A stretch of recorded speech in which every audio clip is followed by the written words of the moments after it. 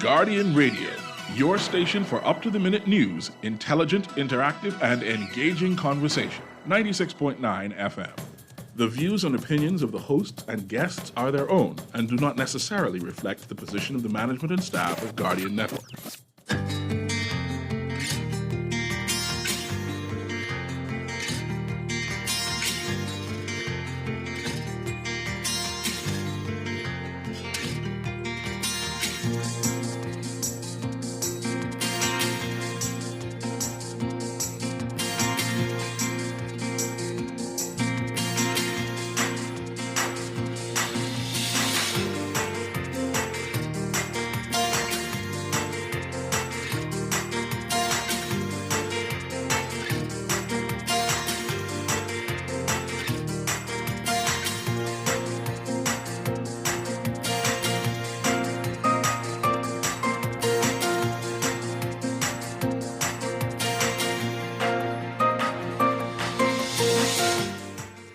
Good morning. Vaccination Day getting a lot of attention. The opposition leader says this will spark confusion, says the Prime Minister, shooting from the hip. The lockdown on Cat Island and Andros ends. And 21 months after Dorian, officials reevaluating the Dome recipient list. It's all straight ahead this morning. I'm Dwight Strachan, and this is Morning Blend. Wake up, it's a new day. Wake up, it's a new day. It's the start of a new way. You know that it's here. It's the start of the end of the old way. Wake up, it's a new day. Wake up, it's a new day.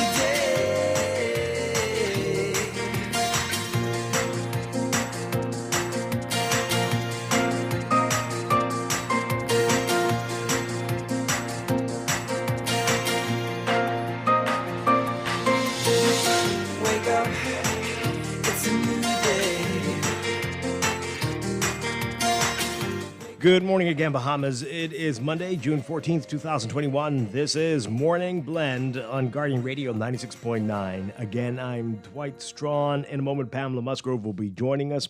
Also this morning, we'll be hearing from former Finance Minister Michael Halkitis on the government's budget, the 2021-2022 budget, what the PLP has to say about it this morning. That's coming up. And later in Morning Blend Business, we are talking with the new CEO of Alive. That's all straight ahead, but first it's time for the Overnight. The latest breaking news from while we're sleeping and the top national and international headlines this morning.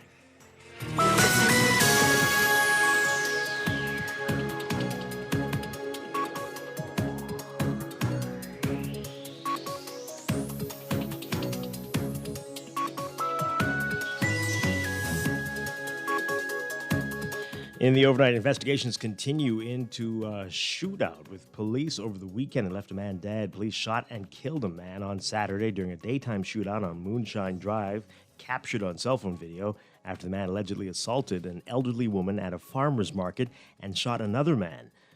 Video of the incident showed 3 officers on top of a roof next to an abandoned building firing at someone below them. Nearly 20 shots rang out in one of the videos. Cars abruptly turned around once their drivers saw what was happening. Chief Superintendent Shanta Knowles, the officer in charge of the Central Detective Unit, saying police raced to the Sunshine Park community shortly before 3 p.m. Saturday. She says police were told that an elderly woman was assaulted by a man at a farmer's market on Blue Hill Road. Knowles saying that the other person who was shot was taken to the hospital and listed in stable condition. The elderly woman suffered minor injuries. No officer was injured during the incident. Chief Magistrate Joanna Ferguson-Pratt, acting in her capacity as coroner, visited the scene, according to police. Police say a man was murdered at a bar on Martin Street and Blue Hill Road. This was Friday night, according to police. A group of people at the bar when a gunman entered the building and opened fire, hitting a man and a woman. That man was pronounced dead at the scene. A Haitian woman and a boy were found dead inside a capsized vessel 7 miles off Memory Rock off Grand Bahama. This was early Friday. Police say that 8 Haitian migrants were found hanging onto the boat. Following reports from Basra about the capsized vessel, officers responded and rescued the 8 migrants and recovered 2 bodies. Police say they were transported to land and treated by a doctor for their injuries. Prime Minister Dr. Jimenez announcing Friday that he will soon outline plans for Vaccination Day, when all fully vaccinated people will enjoy the suspension of emergency order restrictions. But PLP leader Philip Davis predicting that this would lead to confusion.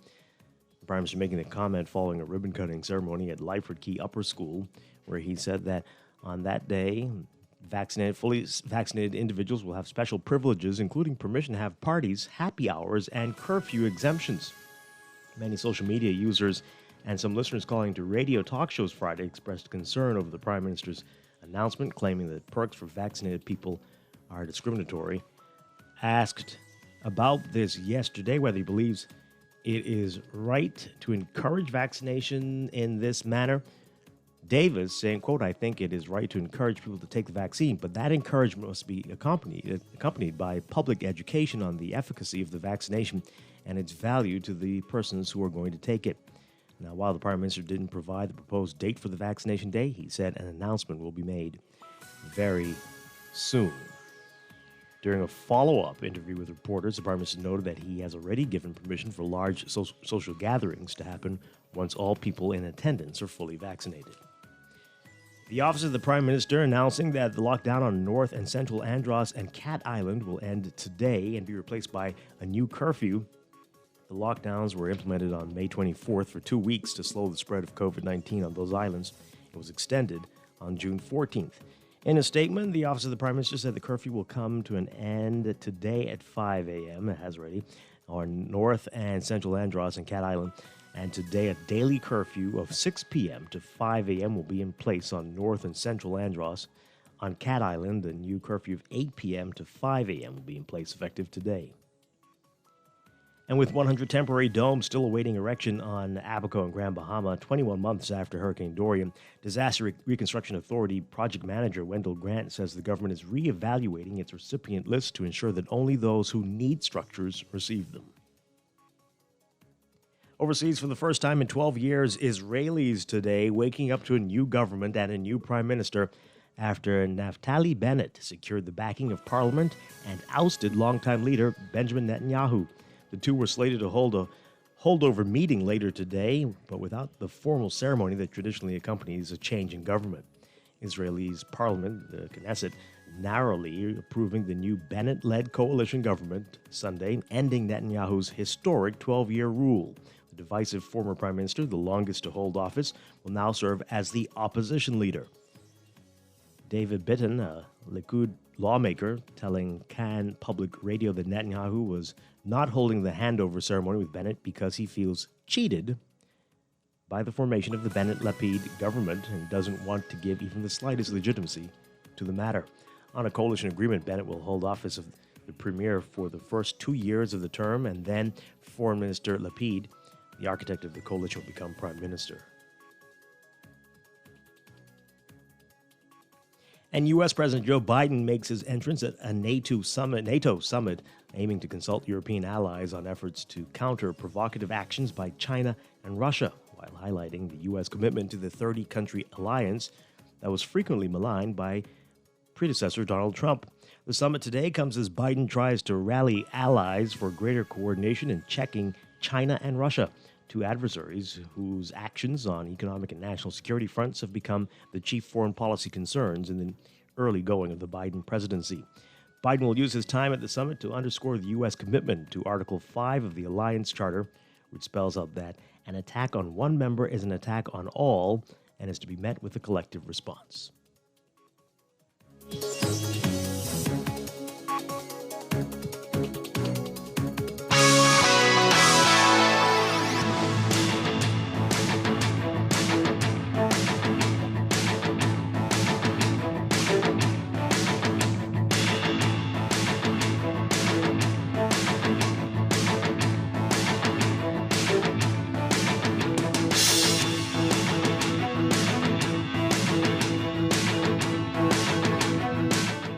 In sports, culminating the first ever Bahamian Heritage experience at a Major League Baseball park, Jazrato Jazz Chisholm Jr. electrifying as usual, helping the Miami Marlins win their second straight series, taking 2 out of 3 against their division rival, the Atlanta Braves, over the weekend. On Friday, Chisholm and the Marlins prevailed 4-3 at Lone Depot Park in Miami. They came back on Saturday on Bahamian Heritage Night and won 4-2 before falling 6-4 yesterday. In the 3-game series, Bahamian professional player Chisholm batted 3 for 11 with 2 RBIs, 1 extra base hit, and 2 runs scored. Chisholm drove in the game-winning runs on Friday, set the tone by scoring the first run of the game on Saturday, and had another hit and scored another run on Sunday, but watched as their rally fell short in their attempt to sweep the Braves. You can read more about this and Bahamian Heritage Night in today's Guardian Sports section. From the NBA, the Phoenix Suns sweeping the Denver Nuggets last night with a 125-118 win in a testy game in which MVP for the league, Nikola Jovic, was ejected in the third quarter for a flagrant foul. Meanwhile, the Milwaukee Bucks tying their series, winning 107-96 in Game 4 with the Brooklyn Nets, who lost Kyrie Irving to an ankle spray. That's sports, and that's the overnight. Time for your first look at weather.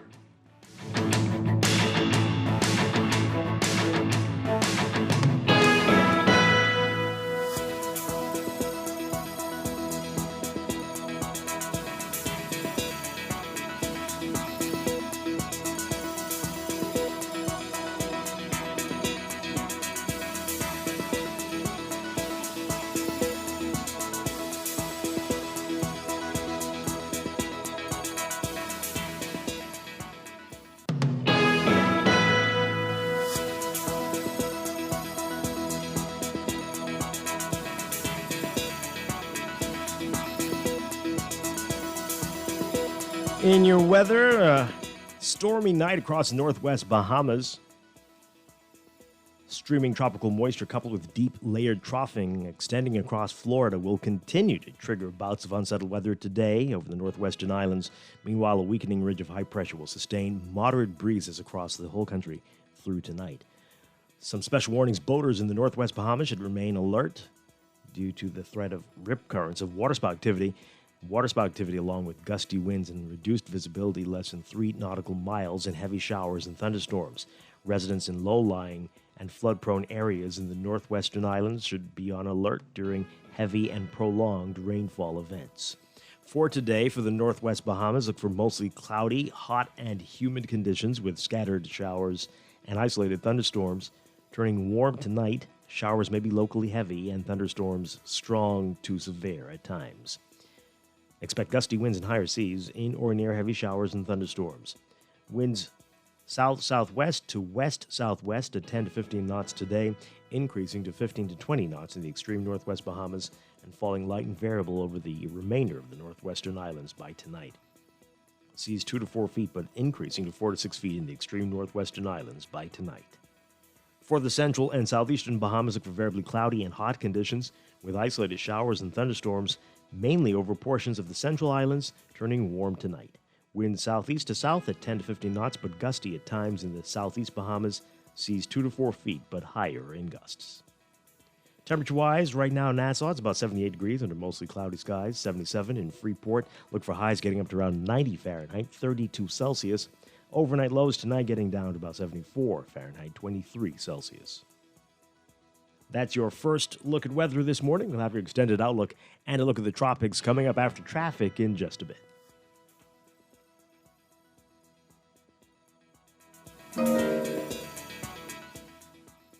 It's time for a break, but when we come back, we are discussing the day's top stories right here on Morning Blend on Guardian Radio 96.9, your home for fresh news and smart talk all day.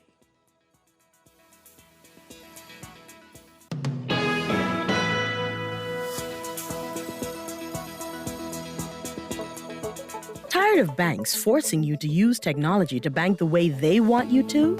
Your convenience is important. So no matter what your banking needs, Commonwealth Bank's friendly staff are always available in branch for that personal one-on-one service. But when you choose technology, our online and mobile banking app offers you state-of-the-art functionality. The choice is yours. Commonwealth Bank. Bank the way you want. Technology serves to make our lives better, so why not your business too? At Custom Computers, we've been maintaining our knowledge and relationships with top tech companies since 1987 and carry only the most trusted brands like Apple, Microsoft, HP, and more. No company has helped more businesses build reliable IT systems than Custom Computers. You name it, we've done it. Call 396-1101 to talk to any of our business experts. Find trust in your tech. Count on Custom Computers. This is Guardian Radio 96.9 FM. Fresh news, smart talk, all day. Wake up, it's a new day. Wake up, it's a new day. It's the start of the new way. You know that it's here. It's the start of the end of the old way. Wake up, it's a new day. Wake up, it's a new day.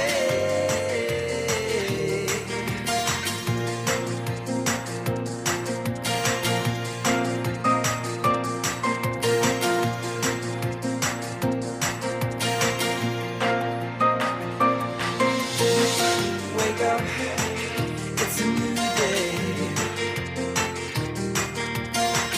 Wake up, it's a new day. Welcome back to Morning Blend here on Guardian Radio 96.9. We are streaming live on GuardianTalkRadio.com and on the Guardian Radio app for smart devices. Also on your televisions on Cable Bahamas Channel 969 and BTC Flow Channel 612. You can tweet us at Morning Blend 969 or Facebook us, facebook.com/morningblend 969.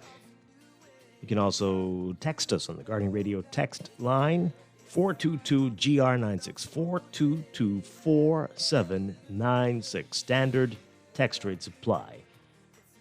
Coming up this morning, more weather, traffic, and in a few minutes, we're going to be talking with former Finance Minister Michael Halkitis, getting his views on the budget for 2021-2022. And later in Morning Blend Business, we are talking with the new CEO of Alive. Lots to talk with him about. That's coming up. But right now, let's begin with what's in the news. Wake up, it's a new day.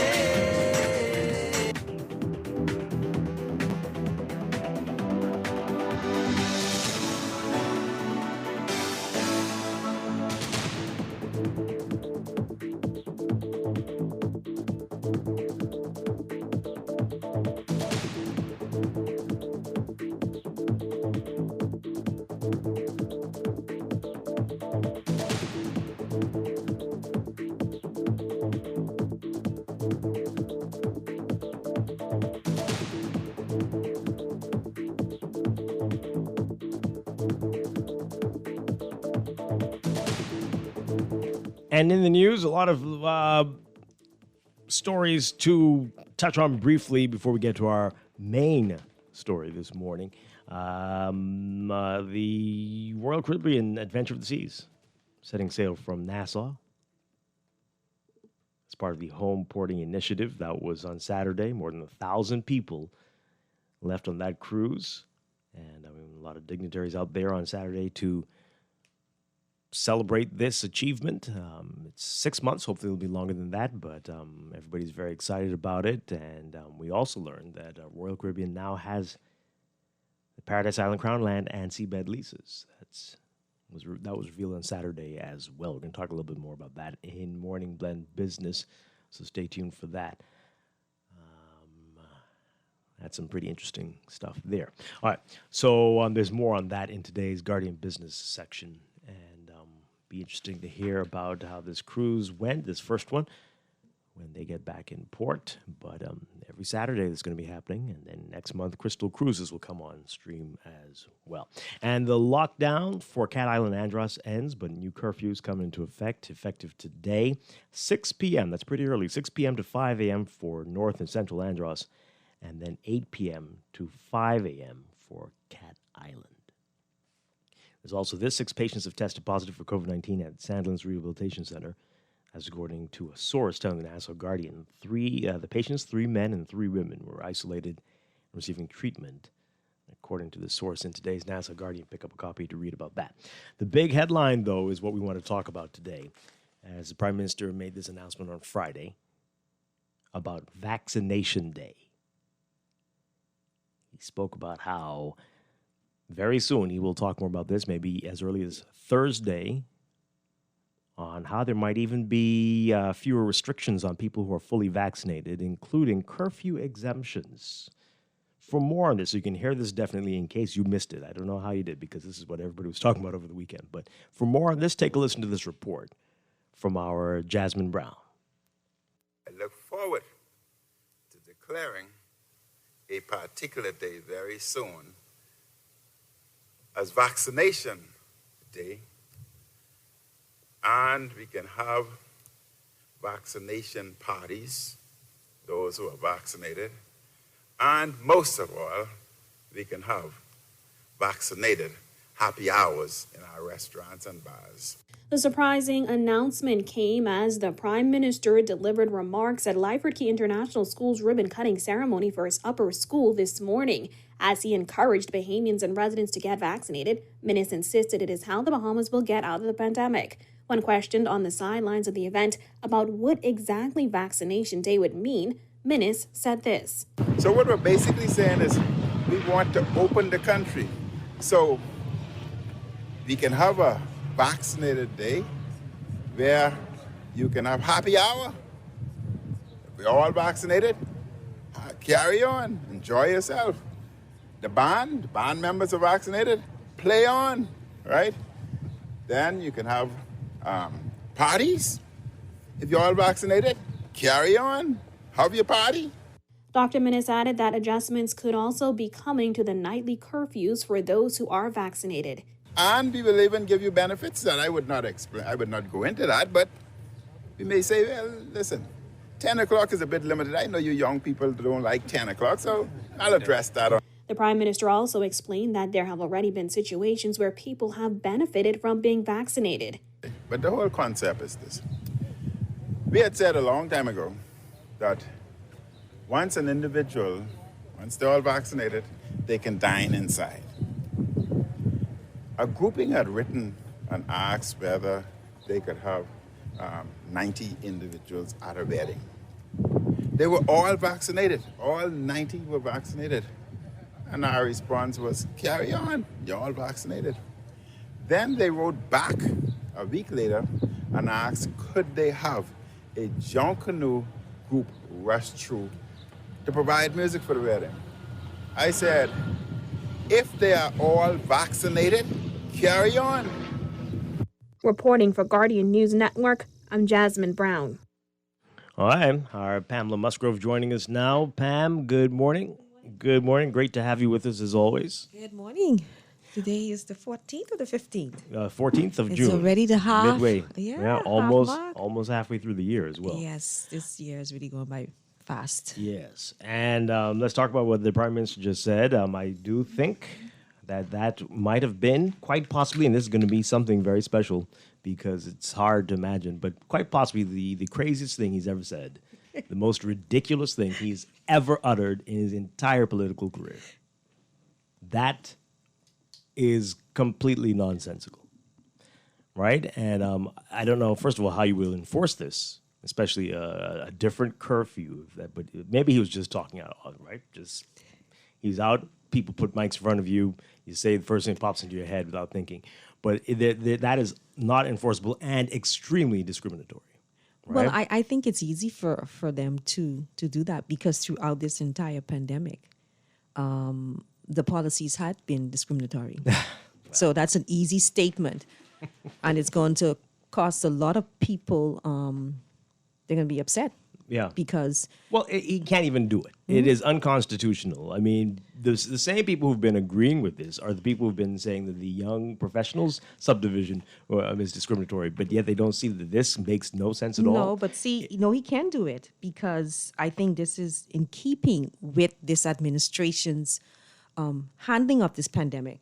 And it says fully vaccinated individuals will have special privileges. We've seen that. Yeah. Certain people had special privileges throughout this pandemic, including permission to have parties, happy hours, and curfew exemption. They will have permission that we don't know about. So how would you know if I go and apply to the competent authority to have a party at my house where I got permission? Hey, the party So thing. it can be done. The party thing, he can't do the curfew thing. There cannot be different curfews for different people, right? That is top level Nazi stuff. Seriously, I said it. Yes, you cannot do that, right? And if I am an unvaccinated person and decide to go driving around at 2:00 in the morning, what is that to you? What is No, it? the police will ask you, Yeah. may I see a vaccination card? I don't Please, have like it. your ID. And so what? Well, then they'll Other take you people to are the out about station it. until you Huh? provide it. It is not a mandatory vaccine. It is not a mandatory vaccine. There cannot be a different curfew for different people. No, it shouldn't be. They cannot It's be. not It is mandatory, but the unconstitutional. policies are directed towards that. Listen, in the Bahamian making it people mandatory. aren't stupid, and the lawyers of this country, my God, they went to school for all these years. Well, they haven't challenged aren't- anything to date. because there hasn't been anything this egregious before. They haven't This challenged would be the worst thing ever. anything to date. You could determine who could come in your building. You could determine, like, oh, well, no, you're not wearing enough clothes. You don't have any shoes. I can discriminate against you in that regard. I don't want you in here. You can do that. But to say there's a different time for you to be in your house than other people, well, you might as well just separate the island into two parts. But you do that now, Dwight, because because if you're working and you get off, and it's after 10, the police will stop you. Well- and the police will say to you, "What are you doing on the street?" because it's "I a just mandatory came-" curfew for everybody. No, but that's what I'm saying. I just came from work. Yes. And show me your ID. Or if you're going to work, but then you have permission for that. That's a little bit different, though. Permission, Dwight? Yeah. Did you not No, hear? no, Those no. who have permission. You're working. You have a job. What's your It difference can here? be done. You may not like it, but it can No, be Pam. done. Well, if we are in a country where that could happen, then we all need to be very afraid or move. Right? We can't just sit back and say you can do that. You can't. Next thing you know, it'll be crazy stuff like only people with bachelor's degrees or master's degrees can go out after midnight. Only people with hair past their shoulder can go out after midnight. Yeah? No. It could get to that. It could get to that because it's very arbitrary now. What is the If point there of was this? an education pandemic, maybe. We have long had that. I won't be able to do the rest of the show after that. We've been there for decades. I think Centuries. the focus for this government should be on securing the vaccines, because we don't have the supply. And I want to know the strategy. Are we planning to buy some of these, or are we just waiting for them to be donated? Because we see what happened with the G7. They're going to give their surplus. Mm-hmm. They have not committed to really dispersing these vaccines out into the wider world, but they're going to give their surplus, and they've given themselves over a period of 1 year. And so if that's the case, they're getting themselves fully vaccinated or herd immunity within their own countries, and what's left over, they're going to donate it to the more poorer, less developed countries. I'm hoping that we have a strategy. I think the focus ought to be on how we're going to secure more vaccines for our population, so that we can hopefully arrive as close as possible to the herd immunity in order for us to operate. And you wouldn't need discriminatory policies, or you wouldn't need to continue with the discriminatory policies, but we can all operate freely and we have a more equitable balance. Well, in he terms thinks of what's this going on. is like an incentive, but it really isn't. This is not the same. As we see in other parts, they wouldn't dare say something like this. Other parts of the world, they are doing really big things that you could tangible things you can do, right? When you're getting money, you're getting prizes, but this segregations, this is not an incentive, right? Next thing you know, it'll be the western side of your province is for vaccinated people, the eastern side for the unvaccinated But Dwight, like people. I said, it's been Let's do it going like on that. throughout this pandemic. There are businesses that are allowed to operate when some are not. I heard a hotel saying that they're not going to allow Bahamians into their Sky Bar. Yeah. But are bars open? Can I go? Can anyone go to a bar that's not at a hotel? Right. Yeah. So there have been these policies throughout. So it's easy. It was easy to make a statement like that because this is how they have governed. Yeah. I believe if everybody were treated equitably on a level playing field, then they would have had to thought more about the policies that they implemented. Yeah. But because it was so easy just to say, okay, you can do that, but y'all over here can't do that. That's why we have these challenges. Yeah, yes, I hear you.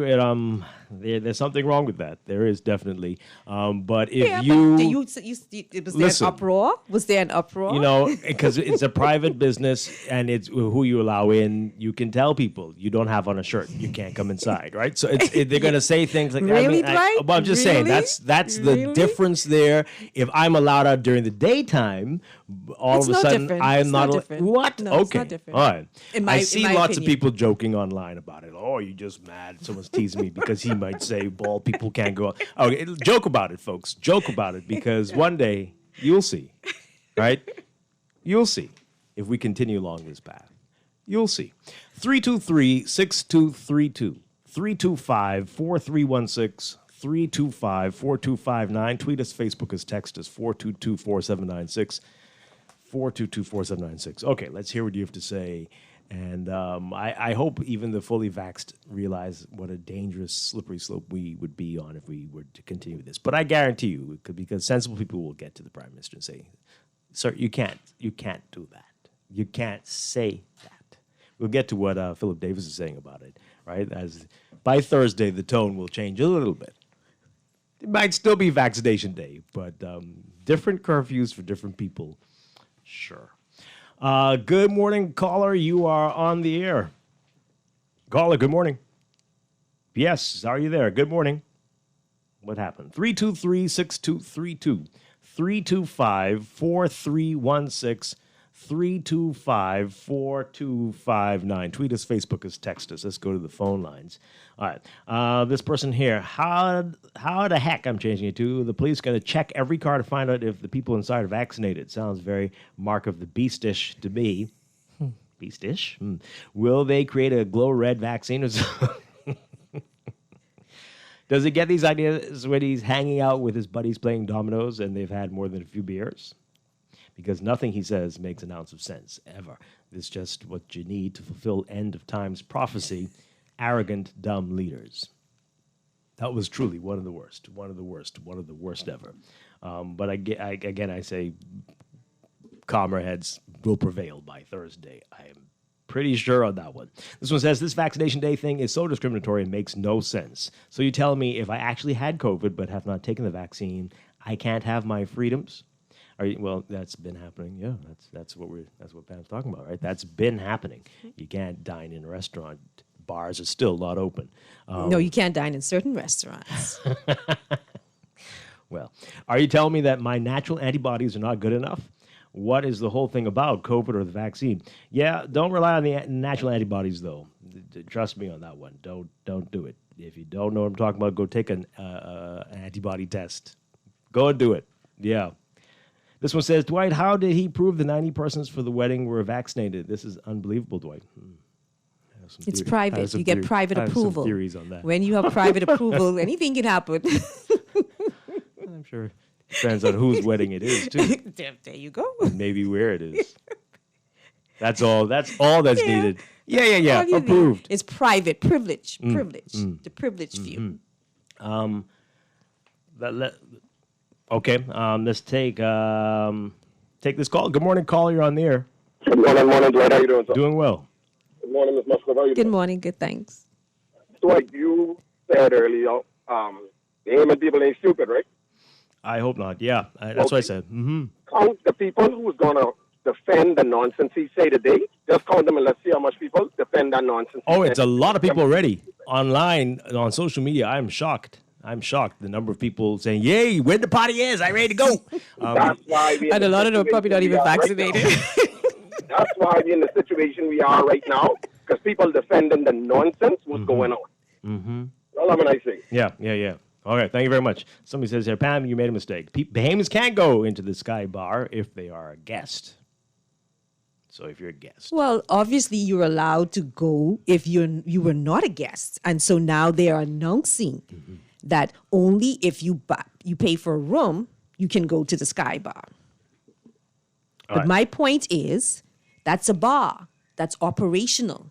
But bars that are not attached to a hotel are not operational. Yep. Another one here, 2 points. Tell Menace he is not my daddy. Keep your vaccination day. This is blatant discrimination because we are all working in the office, so why can't we eat inside? Sickening. Tell him to ask Christie how it felt to get kicked out of Parliament. Number 2, what happened to the Bahamian who had an investment on PI?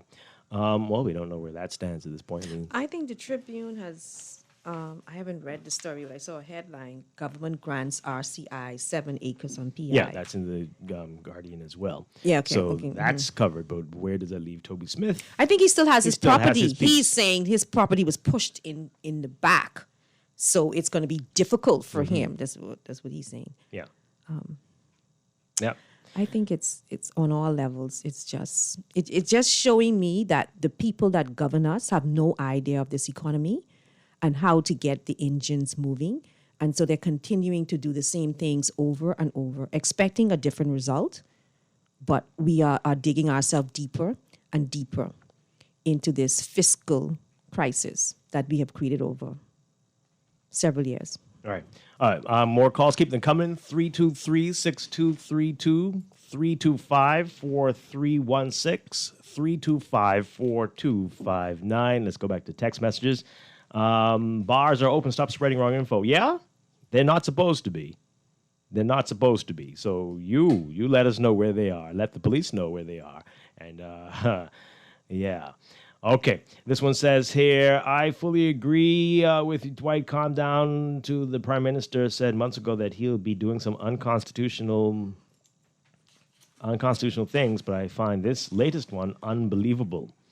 Did he say unconstitutional? I think he said difficult, but this one, this one's going to be very challenging. This one says he is trying to create 2 classes of citizens. The Prime Minister is losing it. Another one here. Menace has finally lost his mind, not to mention that just because you're fully vaccinated doesn't mean that you cannot catch or transmit COVID.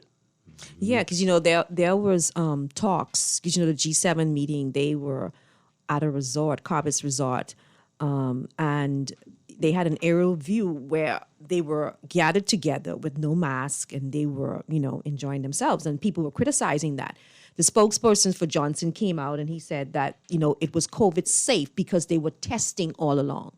So every time they got together, they were testing to make sure that even though everybody in the room was vaccinated, but they were outside, everybody in the area was vaccinated. They also tested them prior to entering to make sure that nobody had COVID. And so that's why they were able to congregate and socialize the way that they did. Yeah, wow. This text here, the Prime Minister can come up with this crazy policy because media calls analysis of COVID conspiracy theory. Isn't it interesting that he's focusing on vaccination and not immunity? Natural COVID immunity exists and studies have shown that. However, you still don't depend on natural immunity. Can your body tell the difference between vaccine and virus? I agree with the argument of natural immunity, but I think that's not the standard that the world has. And that's the challenge. Because the world doesn't see that as a standard to get over this. Mm-hmm. And we have to be in sync with the world because they measure our progress. Yeah. And I think that's the challenge. And again, folks, the medical professionals have been telling you that it may only last for as little as 3 months. As little as 3 months. Well, how long does the vaccine last for? It probably lasts for the same amount of time or maybe longer. And that's why they're saying that you may have to do a booster shot. Yeah. Yep. Right? Definitely. This one says, where is the outcry from the MPs? The Prime Minister is making every effort for his party not to be re-elected because of the many bad decisions and because of the financial grave he continues to dig for our country. Another one says here, just get the dumb vaccine, then you can party like you're in 1999 all over again. Way to go, Minutes. Someone finally came up with the answer to separate us from the ghetto folks. Okay, this is exactly what we were talking about. Exactly what we're talking about there. You see? It's ironic. It comes out when now. he made those statements, the ghetto folks, and he made those statements somewhere that is not the ghetto. Oh, irony? Okay. Well, we're all on to what you're trying to do, folks, which you all want. And that's very sad. But I think that text was being sarcastic. I think that text was being sarcastic. I don't think. Yeah. I think that text was being sarcastic. Starts off now like that. Okay. All right. Oh, boy. 323-6232, 325-4316, 325-4259. Tweet us, Facebook us, text us, 422-4796. All right, so Philip Davis, the opposition leader, has something to say about this as well.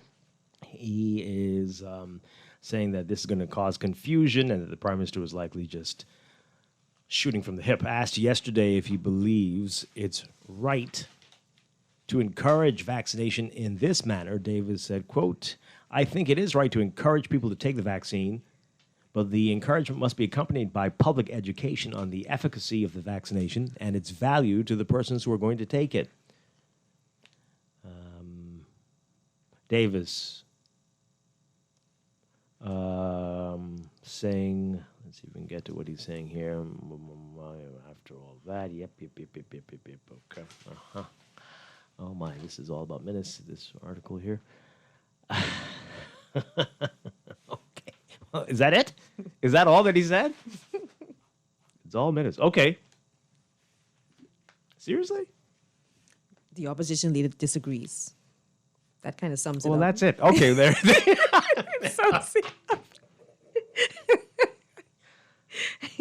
Okay. No recommendation, no suggestion. The opposition he disagrees. That sums it up. Well. Oh, dear. We are in trouble, folks.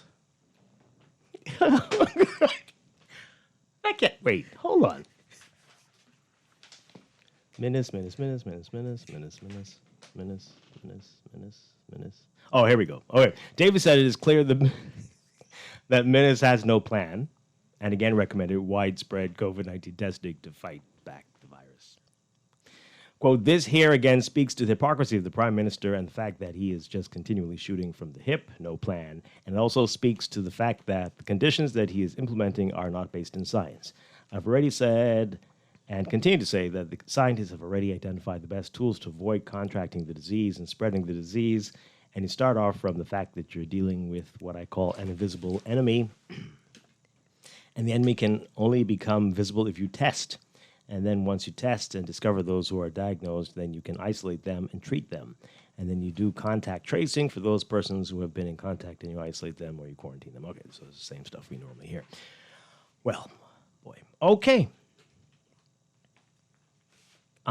Yeah. Let's get back to your text messages. 422-4796. Someone says, the ease with which Dr. Minutes can express this new vaccine holiday discrimination is very telling and very uncomfortable for me and my human rights as a freed slave some centuries ago. Okay. This one says, what is really terrifying about COVID is the medical community is ignoring basic medical science to push these vaccines. As a medical doctor, if natural immunity exists and if it lasts shorter than vaccine immunity, they evade. Ask a medical doctor if natural immunity exists and if it lasts shorter than vaccine immunity. They evade the question. Well, they're uncertain. They've said it before that it can be anywhere from 3 months, and now since we're 15 months into this, they're saying some people are showing a year that they've had. They still have the antibodies, but that's not across the board. It's not across the board at all. Many people have lost the immunity they had, or at least don't have any antibodies anymore, right? So, and that's even after just a few months. So, now, what determines whether you will have longer immunity or not, we don't know that either yet. And so, there's a lot of unanswered questions, definitely. Another one here. A direct discriminatory shot was pronounced at musicians and entertainers by the Prime Minister, and I am insulted by that statement. Dictatorship is at work here by the PM. Well, okay. He said the band could play on if they're all vaccinated. I don't know what. Be more specific with what you're talking about. This one says here, a security guard at the G7 event tested positive for COVID, and they still held the event. I think most of those people are vaccinated, though. Most of the leaders are. Leaders, yeah, if not all. Also, ministers. Okay. Oh, really? They said that the funeral for Wentz Davis was pretty big. Okay. Other one says, please ring the bell so you can take your vacation, sir. Ring the bell so you can take your vacation. You talking about me? Do you have the power to ring the bell? Is that the bell they're talking about? This one says, history is filled with lush palaces destroyed over and over by ghetto folks corralled into cramped quarters while the rich upper class partied. Does anyone know if Dr. Minister reads books? Any book? A book?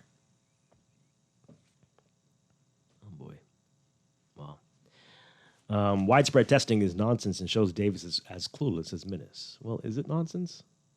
Is it? Well. This one says, send all the anti-vaccinated to Andros along with people who love to kill. Nassau would be a utopia. Oh, is that what you think? That's what you think? Oh, my. Well, sure. Okay. Okay. This one says the power was off all day yesterday and is now halfway on with dangerously low voltage off on the corner of East Street and Wolf Road. Please notify BPL. We had a little rain and thunder. Is that what causes that? I was, normally we say it's a nice sunny day and it goes off. Right. But there was right. an excuse. There was an excuse, a valid excuse. Lots of rain. Yesterday was stormy, lightning. definitely. Yeah. But I know people were having issues from earlier, from Saturday when it wasn't that bad, and so there's something going on. There's been an issue, and people are very concerned. Well, this time BPL has an excuse. This one says, were the vaccines even available at the time of that infamous wedding with the Junkanoo rush out last year? The one that he's talking about here? Was it? Okay. And the Junkanoo participants were also vaccinated? Seriously? They took the one shot. Did he say it was last year? I don't know if he said it was last year. Did he say the wedding was last year? I don't recall him saying that. Anyway, they took the one shot Johnson & Johnson. I have to force myself to listen to this F&M leader every time he opens his mouth. Okay. Another one here. Dwight and Pamela, Minnis just doesn't have any good ideas on how to encourage and increase vaccination numbers. Does he come up with this stupid, childish, gangsterish way to attempt to get higher numbers? When will he start? When we start to get educated ideas instead of discriminatory? Yeah, I agree. I agree. When you lock down COVID-positive patients, is that not discrimination? You can't be serious. You can't. What? Yeah, but the initial legislation that we had or have allowed government to do that. Persons who were sick, you can quarantine them.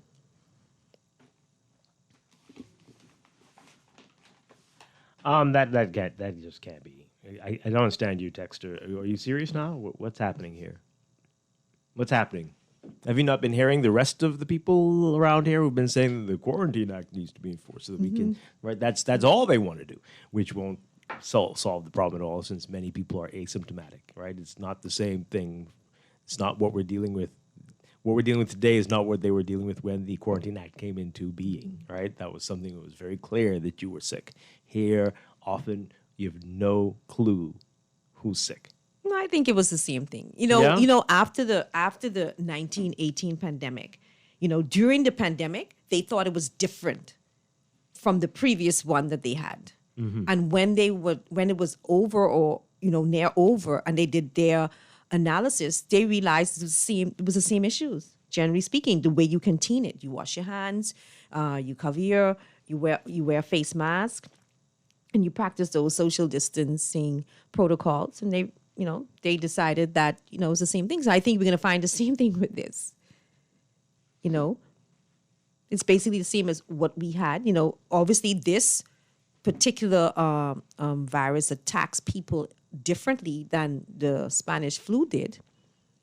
But it's a pandemic that's spreading nonetheless. And if you don't follow those protocols, it will spread faster. Yeah. This person says, let's do an experiment. Oh, boy. Okay, hold on one second for me. Yep, here we go. Okay. Let's do an experiment one day or a week. Have all your callers and texters say who their MP is and when last they expressed whatever issue it is that they are about to air. It would be interesting to see how many people vent to social media and airwaves as opposed to the people literally pay to represent them and can make the changes they want or need. This is how our system works in killing and dividing us every day by day. I think the focus should be on securing the vaccines and have those educational campaigns because people, more and more, people are coming on and wanting to take the vaccine. More and more. Someone who may have had a negative feeling towards it, they're deciding it may not be as fast as we would like, but then we don't have sufficient vaccines in country to double dose all the people that we have already vaccinated to date. We are still waiting on the balance from COVAX. The U.S. has promised us some. We don't know how much or which of the vaccines they will send. And then they made a commitment, I think $1 billion, the G7, they made a commitment to donate their surplus of about up to $1 billion over the next year. So I think the focus of this administration should be towards securing the adequate number of vaccines so that as the educational campaign progresses, they have sufficient vaccines in country to vaccinate those persons that desire to be vaccinated. Absolutely. And help us to get to that goal of herd immunity and stop at all the discrimination policies and the fair tactics to try to get people to be vaccinated. Yep, absolutely. Here's a text. Let's all celebrate our Bahamian reincarnation of Donald Trump. Okay. I predict that there will be... No, that's not that. I believe the Prime Minister is trying to provide incentives to drive people to get vaccinated. Sure. But I do not agree with a different curfew for those who are vaccinated. And correct me if I'm wrong, when did those vaccinated individuals simply become those from an upper class? Are we simply blatantly engaging in intellectual dishonesty? We weren't saying that. No. There was a texter who said something about ghetto people, so I don't know what that was about, right? And we were saying it's ironic where he made those statements. This one says, are we going to see the missing chart that the PM had in Parliament last year on the way forward, or that was only for the first and second wave? This one says here, if Menace doesn't have any ideas then please ask the people who are saying this to give us their ideas. Complaining is easy. I'm happy that... okay. Well, we might be having an issue with the phone lines. We're trying to see if there's anything, what's happening there, if you're trying to call in. Okay, and this text here, could the Prime Minister confirm whether he was guided by the medical professionals to have a vaccination holiday? It'll be interesting to hear from the medical professionals on this recent decision. It is time for a vote of no confidence in the Prime Minister and his government. Again, let's wait to hear. It'll be interesting to know if that was even a cabinet discussion. I'm sure they are hearing that for the first time. I would bet money on that one. You would?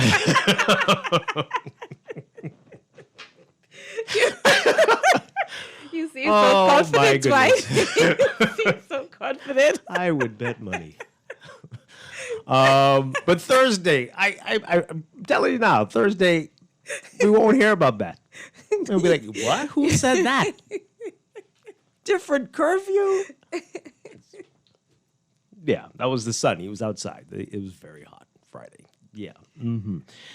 This one says, if you just got vaccinated and just returned home, are you still to take an antigen test? Will not my body have antibodies, so test will be positive? Nobody at the airport knows the answer to this question. Yeah, people have been saying that. I think it's after 2 weeks. They're saying after 2 weeks. Give yourself 2 weeks to be considered fully vaccinated. Right, but if you just had COVID and you take an antigen test, it might show, even though you might be cleared by your medical professionals, you might still test positive. They say don't take a test a few weeks after you have had. But this COVID. person is talking about being vaccinated. Yeah, that's interesting. I don't know. But I think they'd say give yourself 2 weeks 2 weeks Right, after. then you'd be fully. Yeah, that's interesting. I don't know what. This one says here, ask the opposition leader, how will he do mass testing? Will it be mandatory? He's touting that initiative without stating the how. Plus, Pam, there's a litany of information out there about the vaccine and its efficacy. Unfortunately, there's an equal amount of disinformation as well, especially for those that are using this pandemic for political advancement. I agree. Yeah, definitely. For the texter who wants ideas, we know who is most likely to respond poorly if they get COVID. Isolate and protect those people for a month. Let everyone else live normally. Okay. Yeah, sure. We will see. We'll see what comes out of this. It's going to be interesting what we hear over the next few days leading up to, I guess, when he closes out the debate in the House on the budget. I think Thursday, the Prime Minister will be speaking, right? Right. And he may be lifting curfew for all of us. You think? He will what? He may be lifting curfew for all of us. I mean, the U.S. has downgraded the Bahamas. Oh, well, they upgraded us. We were 4. Well, downgrade, yes. Numerically, they have downgraded us, but in terms of our we're in a better place. Yes, we're in a better place. And so we were 4, now we are 3. Okay, so that's good news. That's good news. Yeah. So maybe we're gonna get the curfew lifted, but okay. Don't hold your breath on that one, but maybe it's gonna go from 10. Maybe go back a little bit. Yeah. To 11 or 12. Yeah, perhaps, maybe. We'll see. It's going to be interesting. This will be a highly listened to address on Thursday.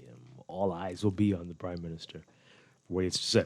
All right, we're going to take a break. When we come back, we are going to be talking about the budget, talking with former Finance Minister Michael Halkitis. He's here with us this morning, and we're going to get his views on it. This is Morning Blend on Guardian Radio 96.9. Stay with us. Just the big bad, sir. Take it out. Oh, yeah. Let's do it, y'all. Tonight the mood is right. Y'all them look so nice.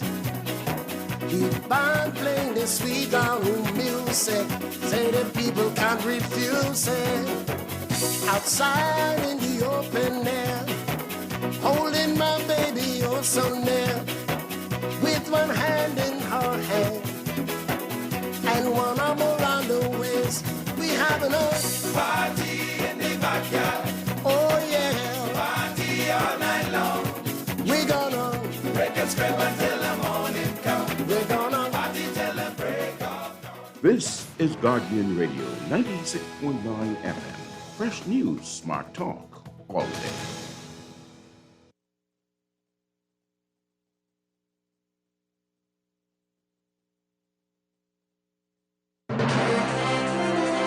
This is AP News. I'm Rita Foley. President Biden meets with Russia's President Putin on Wednesday, but first, he'll meet with NATO allies today in Brussels. NATO Secretary General Jens Stoltenberg is blunt. Our relationship with Russia is at its lowest point since the end of the Cold War. This is due to Russia's aggressive actions. Here's our Julie Walker now with what President Biden hopes to accomplish at the NATO summit. Biden heads into NATO with plans to address security challenges posed by Russia, particularly cyber warfare, and by China, as well as burden sharing, and says an attack against one is an attack against the entire alliance. We do not view NATO as a sort of a protection racket. We believe that NATO is vital to our ability to maintain American security. Former President Trump complained that NATO allows what he called global freeloading countries to spend less on military defense at the expense of the U.S.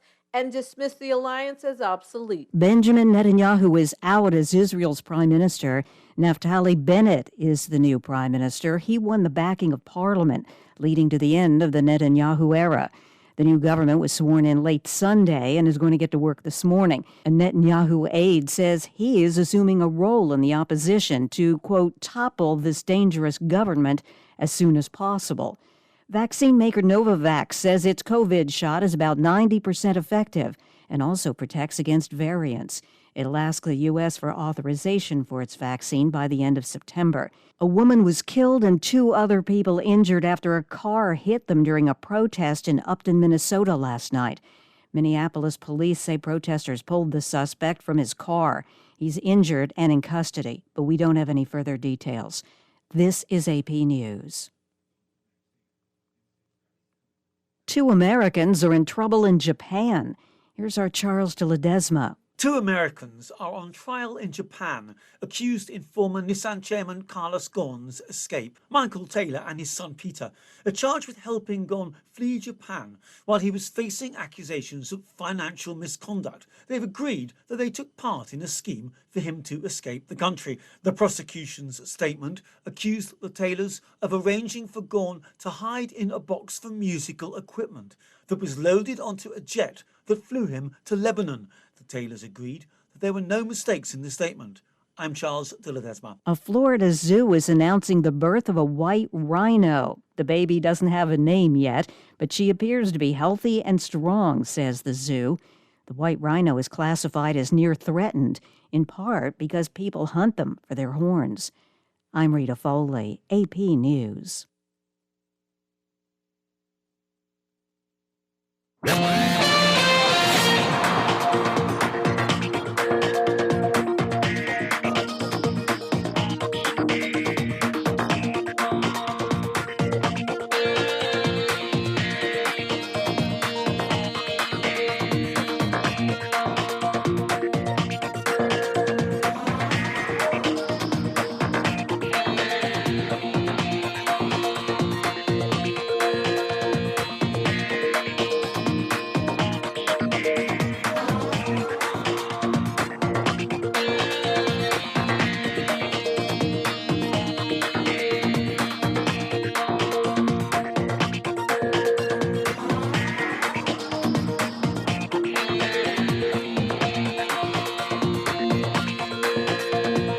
Time for your first look at traffic for this morning, brought to you by RBC Royal Bank. In your real-time traffic, we've got some Mile Butler Highway. As usual, heavy traffic in the northbound lanes heading towards Tonique-Williams-Darling Highway. That's from Fire Trail all the way up there to Tonique-Williams-Darling Highway. Gladstone Road also busy, the northbound lane to JFK Drive.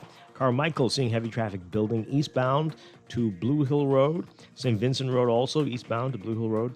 And from Carmichael all the way up to Independence Road, you can be seeing that heavy traffic there in the northbound lanes of Blue Hill Road, especially north of Soldier Road. Independence Drive also backed up westbound, heading towards that roundabout with Blue Hill Road. On University Drive, we are seeing heavy traffic in the northbound lanes heading towards University this morning. And on Prince Charles Drive, pockets along major intersections this morning. Wolf Road, Soldier Road, Village Road, and Bernard Road. That intersection is looking pretty busy this morning as well. That's what we're seeing so far in your real-time traffic. That's your Morning Blend Traffic Alert, brought to you by RBC Royal Bank, banking reimagined.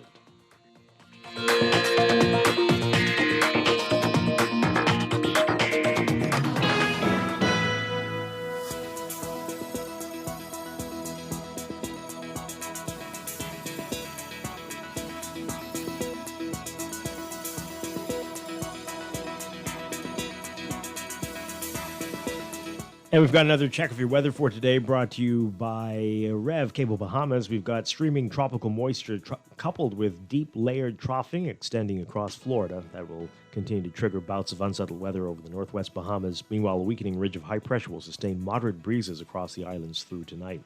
Boaters in the northwest Bahamas should be alert for possible waterspout activity, along with gusty winds and reduced visibility to less than 3 nautical miles in heavy showers and thunderstorms. Residents in low-lying and flood-prone areas should also be alert during heavy and prolonged rainfall events today. For the northwest Bahamas, look for mostly cloudy, hot, and humid conditions with scattered showers and isolated thunderstorms. Turning warm tonight, showers may be locally heavy and thunderstorms strong to severe at times. For the central and southeast Bahamas, variably cloudy and hot with isolated showers and thunderstorms, mainly over portions of the central islands today, turning warm tonight. Temperature-wise, look for highs getting up to around 90 Fahrenheit, 32 Celsius. Overnight lows tonight getting down to 74 Fahrenheit, 23 Celsius.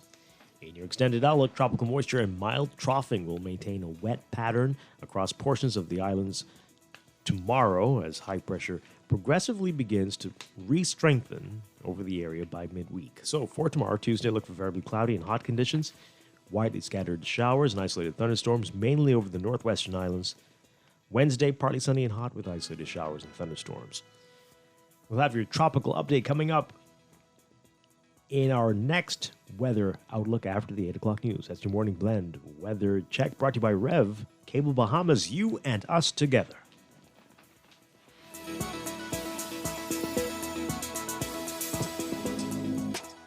Roaming just got easier. Say hello to more with our new Liberty Prime plan.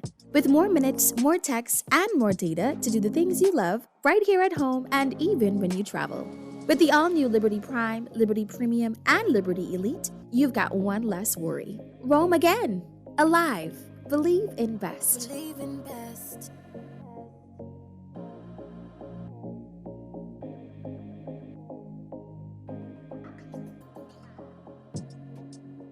There's only one way to have a better morning. How?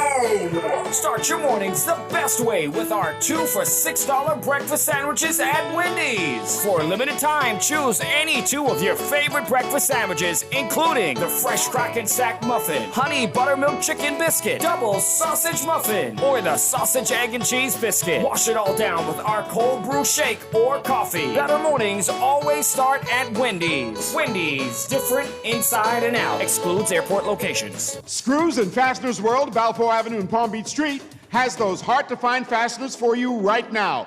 You can find stainless steel regular hex, carriage bolts, galvanized bolts, threaded rods, nails, self-tap screws, sex bolts, anchor bolts, turnbuckles, masonry tools, hand tools, and weed whacker strings. Check out the rope selection and car body fasteners, too. Special orders are welcome. It's your #1 fastener store. Screws and Fasteners World, Balfour Avenue and Palm Beach Streets. Call 326-1976. BTC is elevating the Bahamas with our super fast fiber internet experience. More people in more places can enjoy the best home connection starting with 100 megabit speeds. With over $6.5 million invested, our network grows stronger each day, delivering the best home internet for all your needs. Call us at 242-225-5282. Visit btcbahamas.com or any retail store to upgrade to the super fast fiber internet experience on the Bahamas' best fiber network. Digital banking, online, RBC. RBC banking, online, pay your bills anytime. RBC Digital Banking is so easy. Granny and Granddad can do it. Sign up for online banking or download the RBC Caribbean app. With RBC, it's safe and easy. Send your money hassle-free. RBC. Visit rbc.com/Caribbean/bank at home. RBC Royal Bank. Banking reimagined. Travel less, but vacation more by indulging yourself and your family with the ultimate staycation getaway at Atlantis. Sleep in, relax, play, go out. Say yes to a fantastic staycation in your very own paradise just over the bridge. For reservations, call 363-6483 or visit Atlantis Local on Facebook for details. This is Guardian Radio 96.9 FM. Fresh news, smart talk, all day. They say evil prosper when good men do nothing. You gotta go back to basics, y'all. Yeah, let's go back to basics. Back. We are back here with Morning Blend on Guardian Radio 96.9. Dwight Strachan along with Pamela Musgrove. And we are talking about the budget again this morning. Very pleased to have with us in studio former State Minister for Finance and candidate for St. Barnabas this time. St. Barnabas in the upcoming general election. We've got Michael Halkitis. It's been a long time, sir. Great to have you back with us this morning. Thank you very much. Thanks for having me. It's good to be back. All right, we're going to break for news in just a bit. We just want to get your quick assessment, your overall assessment of this budget for this fiscal year. What do you say about it? I think it's very aggressive, very, very optimistic in terms of the estimates of the growth of the economy and the estimates of the revenue that will be generated. And as we come back, I want to go through why I think they're very, very aggressive. And I think we run the risk of being overly optimistic and hence endangering, some of the programs that the government wants to implement during this budget. So when we come back, I want to go through why I think it's very optimistic and why I think we might be challenged in achieving some of those targets. All right, so we'll get into that, but just want to ask you really quickly, do you think that it could have been done differently with COVID, with Dorian, all the challenges we've had over the past few years now? Could things have been done differently, really? Coming out, my impression is that we have to realize that, okay, you're coming out of the worst pandemic in over 100 years. You're not going to bounce back and be at your pre-COVID position in 1 year. And I think people understand that. And so, but I think what this budget tries to do is tell us that within a year, we'll be back to where we were before COVID. Yeah. And that stretches belief. I think there's nothing wrong with saying we're coming out of a global pandemic. It's going to take us a little while to get back to where we were. Yeah. Okay. So we have a lot to talk to you about this morning. Looking forward to it. This is Morning Blend on a Monday morning here on Guardian Radio 96.9. Stay with us. We're back right after the news. When good men do nothing, you got to go back to basics, y'all. Yeah. Let's go back to basics. Back to basics. Let's go back to basics. Back to basics. Yeah. Let's go back to basics. Come again. This is Guardian Radio 96.9 FM, Nassau, Bahamas. Morning Report. Hello, everyone. I'm Charlene Ferguson. Thanks for tuning in. Topping the news, a warning from PLP leader Philip Davis that the Prime Minister's planned vaccination day will only create confusion. Dr. Hubert Minnis announced the idea Friday, saying on that day, fully vaccinated persons would be allowed to have parties, happy hours, and curfew exemptions. It's an attempt by government to encourage more persons to accept the vaccine. But Davis told the Nassau Guardian Dr. Minnis is once again just shooting from the hip, not following the science, and possibly enacting a plan that could prove difficult to police. What is the science behind that? And all you're going to be doing is creating mischief, because how are you going to be able to police those who have from those who don't have, who's vaccinated and who's not vaccinated? This here again speaks to the hypocrisy of the Prime Minister and the fact that he's just continually shooting from the hips. No plans. And it also speaks to the fact that the measures that he's implementing is not based in science. Davis suggested a different approach for encouraging Bahamians to take the shot. It is right to encourage people to take the vaccination, but that encouragement must be accompanied by public education on the efficacy of the vaccination and its value to the persons who are going to take it. And invite those persons who are going to take the vaccination to consult their position, so to remove the hesitancy. Well, the Prime Minister did not give a specific date for that vaccination day, but promised to announce additional vaccine privileges in Parliament this week. Well, to date, 17,827 people in this country have been fully vaccinated, receiving 2 doses of the AstraZeneca vaccine. Data released by the Ministry of Health yesterday indicates that 68,119 doses have been administered in total, with 50,292 people having received 1 shot. Well, the lockdowns for North and Central Andros and Can Island have now given way to nightly curfews as government continues to monitor the spread of COVID on those islands. The Office of the Prime Minister announced yesterday that the 3-week lockdown for those communities would be lifted as of 5 a.m. today, but that a nightly curfew will also kick in today from 6 p.m. to 5 a.m. for North and Central Andros and from 8 p.m. to 5 a.m. for Cat Island. The notice did not state how long those islands will remain under curfew. That amended emergency order also brought good news for residents of Exuma and Eleuthera, including Harbour Island, where restaurants will now be permitted to operate beyond 9 p.m. The competent authority indicated that additional amendments to that order will be released today. Meantime, the Sandilands Rehabilitation Centre is reportedly dealing with another COVID outbreak. A source told the Nassau Guardian that 6 patients, 3 men and 3 women, have tested positive and have been isolated for treatment. We understand that there is a vaccination program in place at Sandilands for patients. The Ministry of Health's most recent COVID data indicates that 2 patients are currently hospitalized for treatment of the virus at Sandlands. 43 cases of COVID were confirmed at Sandlands between July 1st and August 23rd last year. While hoping for a COVID-free trip, the Adventure of the Seas set sail from Port Nassau this weekend, but only after some 1,100 passengers were tested by the Doctors Hospital team before boarding. Giorgio Bain takes a closer look at the process. The British Colonial Hilton was transformed into the first check-in point for cruise ship passengers. One by one, tour buses shuttled guests in from various hotels and Airbnbs from across the island. Once at the British Colonial, there was temperature check and bag check at the front door. After storing their luggage, guests were taken upstairs, where the hotel's ballrooms were completely transformed to testing stations. Hi. Welcome to the Bahamas at Magnificent Doctors Hospital. Can I see your free registrations? After checking in, guests waited on a swiftly moving line to get tested, but their excitement for the impending cruise outweighed any nerves they may have had about testing. All the way from Massachusetts, Heather Bauer was excited for her first vacation in over 20 years, and she said she couldn't pick a better time than after months of lockdowns and curfews. Relaxing, enjoying myself, go swim with dolphins, and just have a best time. What made you decide you want to go to the Bahamas? This one. He did this. Love the Bahamas. Glad to be here. Okay, tell me what are your plans? What are you looking forward to most? Everything.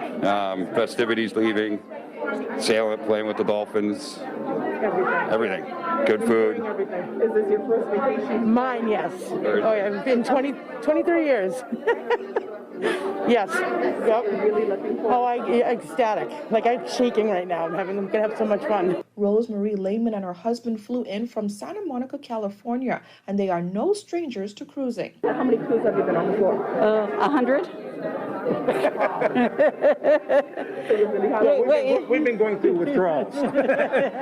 Yeah, we are regular cruisers, so yeah, we love it.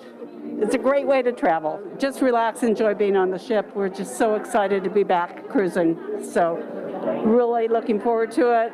And they've done a great job setting all this up, and everyone's been so welcoming. So it's great.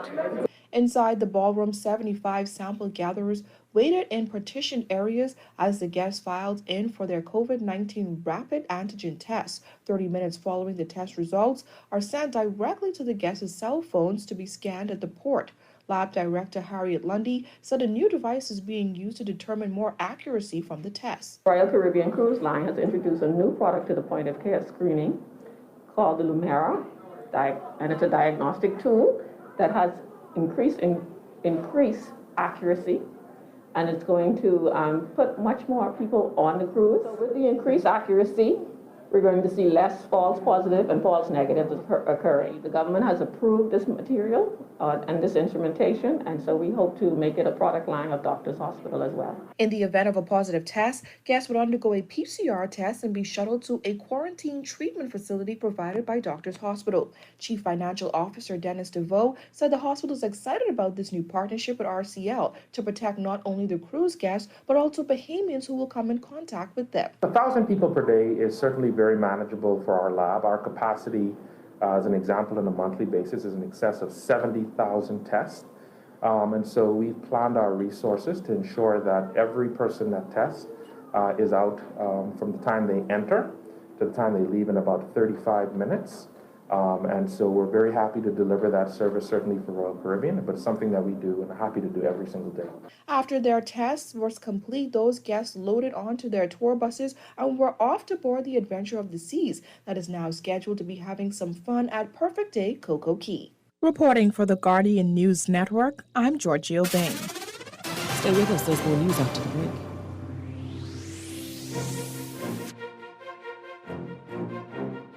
Serenity Gated Community. Come and see what all the buzz is about surrounding our pre-construction home packages. Already, we have successfully made it possible for multiple families to realize their dream of home ownership. It's all about value building, folks. Home investment is by far the greatest investment one will ever make. So invest with confidence. Give Desiree Mingo a call at 376-0318 today. Welcome home. Everything is changing, and your favorite hardware and home improvement store is getting with the program. We Buy You Sell is rolling out its new online shopping feature. If you go to our website, wbuyoursell.com, www.usbahamas.com, it's a quick and easy 3-step process. Step 1, browse the gallery and select your item. Step 2, add to cart. And step 3, check out. Go to our website, www.usbahamas.com, to shop with us today. How the exercise going? Not too good. What happened? Well, you know, Mr. Junior make me one treadmill. Make? You know how he like tinker. Anyhow, he built this treadmill and he hook it up to one of them clothesline, which you could spin. You know the kind what I mean? You made a one what look like the upside down umbrella? That's the one. He figure that since I was working out, I just power up one of them clothesline, so he hook it up direct to the treadmill. Oh, so whilst you're walking, clothes spinning. Makes sense to me. Makes sense to you, eh? You know how heavy wet clothes is? But anyhow, I right there struggling to get the treadmill going. Slow. She start to go now. The treadmill going and the clothes spinning. This time now I building up speed. I running now. I running. The clothes spinning fast now. You're flying now. Yes, and so was the clothes. You would have thought he had enough sense to screw the thing down, eh? The clothes going? I see where they land yet. So what you gonna do? Go back to Superwash where I should have gone in the first beginning. Superwash. They washes your presses and cleans you 24/7. What is that, Lambkin? Time for my annual summer sale. I don't even know where to start. We got so much things we putting on sale. If I was to try and name all of them, this would be a 5-minute infomercial. Anyhow, most everything will be on sale, but I want people to check out my Bahamian design and made patio stones and planters. These are simply, I even ain't know how to say this, but they're unique. Ain't nothing like them on the island. They one of a kind. Plus, you know I can have all of a floor covering on sale. So check them out if you want some great prices on tile. Sale running till July 9th.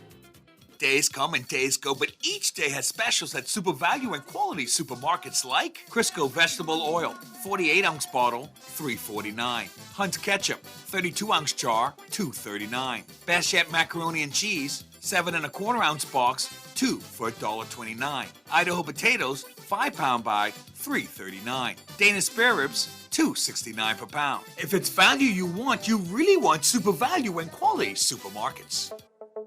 Tired of banks forcing you to use technology to bank the way they want you to? Your convenience is important. So no matter what your banking needs, Commonwealth Bank's friendly staff are always available in branch for that personal one-on-one service. But when you choose technology, our online and mobile banking app offers you state-of-the-art functionality. The choice is yours. Commonwealth Bank. Bank the way you want. If you're a business owner, get ready because the digital transformation is here. As a business owner, you now face the choice between innovation and extinction, but you don't have to get left behind.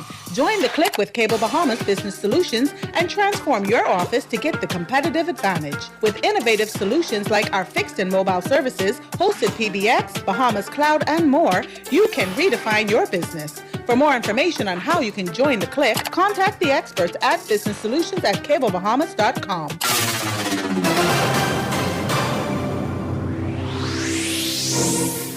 Welcome back. Marco City MP Michael Pintard says he and his team did all they could in his constituency, given the challenges. Bethany McDermott reports. After 4 years of representing Marco City, does Member of Parliament Michael Pintard think he will be returned to that seat in Parliament? I won't make predictions in terms of outcome. I would simply say that Bahamians are generally quite wise in making their determination. My role is to show up and deliver as I committed prior to the election and to accept the outcome of whatever they decide.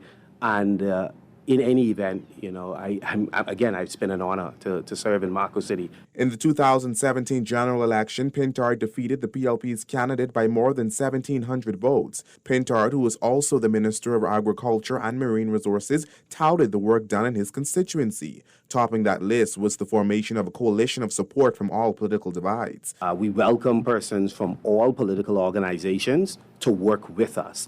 And we have been pleased that we've had full support from persons who have identified themselves as being a part of other political organizations because they recognize that we don't watch colors. We understand that we have a mandate in order to transform lives, to help people recover from Dorian, and to cope in the midst of a pandemic. In the aftermath of Hurricane Dorian, Pintard said more than 1,500 homes in his constituency were damaged. In the aftermath of the monster storm, the Minnis administration was heavily criticized in some quarters for its response. I think it was a mixed bag.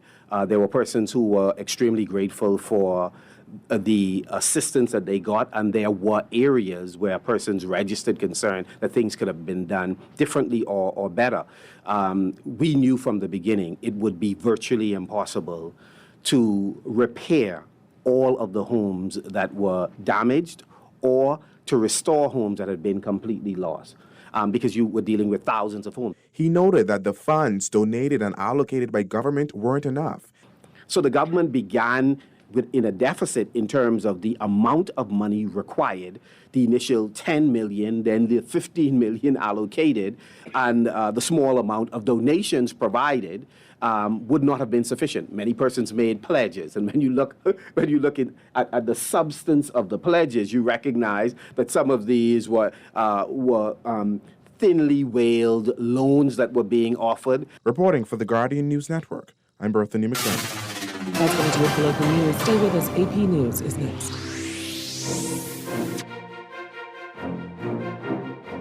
When does a simple meal become exceptional? You guessed it, when it's made the Fresh Market way. We're talking exquisite cuts of fresh meat, succulent fresh seafood options, the best in fresh produce, and who can forget our exotic spices and herbs? Come on, get ready to shake up your taste buds and let our aisles inspire your inner food genius. Homemade salted caramel ice cream, egg noodle stir fry, time to walk and roll. Slow smoked beef ribs, oh baby! Remember, go fresh and craft delicious with Fresh Market. Apex Award Signs and Engraving is excited about this summer's graduation. Celebrate your graduates with high-quality custom graduation signs, available at great low prices. Need custom printing on apparel, promotional merchandise printing, or photo imaging services? No problem. You can get personalized diploma covers, plaques, plates, albums, clocks, pens, pencils, and so much more. Say congratulations to the class of 2021 with signs, hanging banners, and expressing appreciation on social media. Celebrate 2021 graduates with your own custom yard sign, banner, or poster from Apex Award Signs and Engraving, number 128 Mount Royal Avenue, or on Wilton Street, a block north of McCarthy's Pharmacy. Open weekdays 9 a.m. to 5 p.m. and Saturdays 9 to 1. Give me my pizza right away. Gotta move quick, no time to wait. No long lines inside the place. Little Caesars, I love the taste. Hot and ready. Just come now, you don't have to call, now you don't have to wait. Hot and ready. Large pepperoni, $7.99 every day. Hot and ready. Oh, yeah. Straight out the oven and freshly made. Hot and ready. Little Caesars is hot and ready. Little Caesars is. Get yours now at Oaksfield, Carmichael Road, and now East Street South, Pineapple Plaza. Pizza, pizza. Don't wait for disaster to strike. This hurricane season, be ready. Protect your home with an affordable and comprehensive home insurance policy from Shield Insurance. You can't control what nature blows your way, but with Shield Insurance, you can rest easy as you ride out the storm. Protect your largest and most valuable investment. Don't take a chance. Put your home in our hands. Shield Insurance agents and brokers in Nassau. Call 356-7202 or Freeport 352-5945. At Master Technicians, we have what your family traditions need, starting with industry-best refrigerators, ranges, and ovens.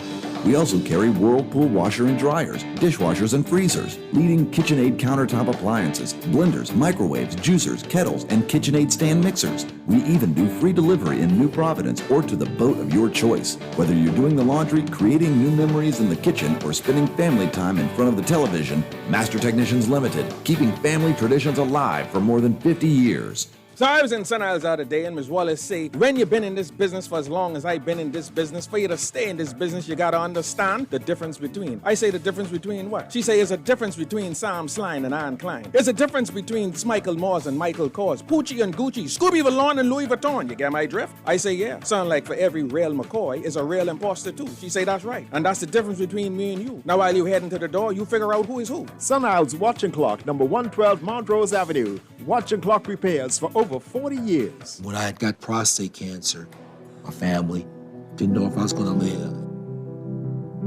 At Cancer Treatment Centers of America, within days, I got an appointment. They presented me with treatment options, and we set up a robotic prostatectomy. When my scans came back, there are no signs of cancer. They don't see you as a number, they see you as a part of the family. I'm going on with my life. That's a real gift. Call us at Cancer Treatment Centers of America. This traffic report is brought to you by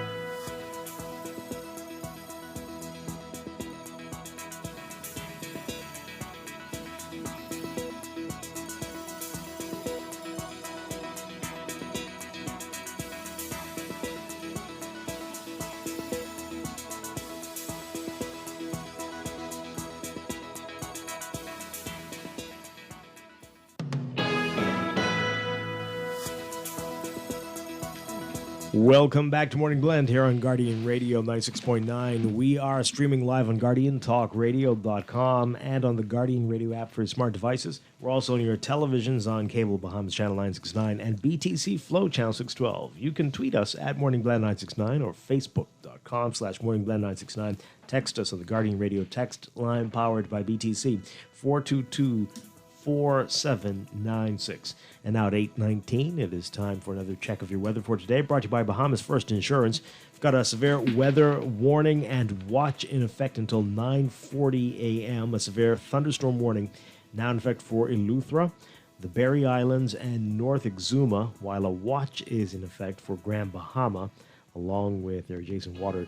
According to the Department of Meteorology, they're observing lightning detection radar and satellite imagery depicting clusters of showers and embedded thunderstorms associated with a deep layered tropical trough north of the area, moving eastward towards and across the watch and warning areas. Some of the thunderstorms today may be strong to severe at times, producing strong gusty winds, dangerous lightning, heavy downpours, hail, and possible waterspout or tornado activity, and localized flooding is also possible.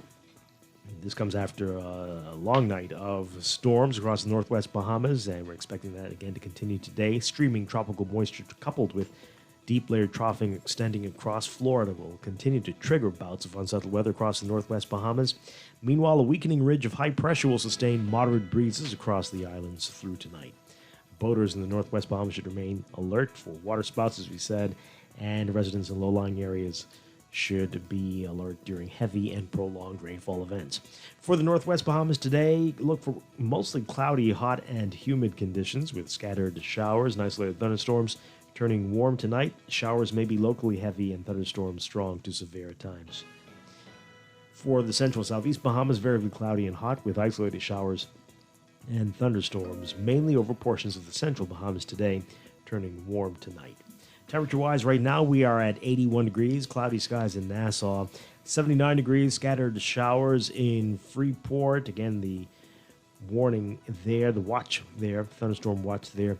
We are looking at highs getting up to around 90 Fahrenheit, 32 Celsius. Overnight lows tonight getting down to about 74 Fahrenheit, 23 Celsius. In your extended outlook, tropical moisture and mild troughing will maintain a wet pattern across portions of the Bahamas tomorrow as high pressure progressively builds to re-strengthen over the area by midweek. So for tomorrow, Tuesday, look for variably cloudy and hot conditions, widely scattered showers and isolated thunderstorms, mainly over the northwest Bahamas. Wednesday, partly sunny and hot with isolated showers and thunderstorms. In the tropics, we're watching a broad area of low pressure over the Bay of Campeche, producing a large area of showers and thunderstorms as it meanders near the coast of Mexico over the next few days. The system has about a 50% chance of tropical cyclone formation through the next 5 days. And we're also watching a well-defined non-tropical low-pressure system east of the Carolinas. That's producing continuously increasing shower and thunderstorm activity. The system has a 50% chance of tropical cyclone formation through the next 5 days, but both systems no threat to us, direct threats at least to us. That's your morning blend weather check, brought to you by Bahamas First Insurance. What's first for you comes first for us.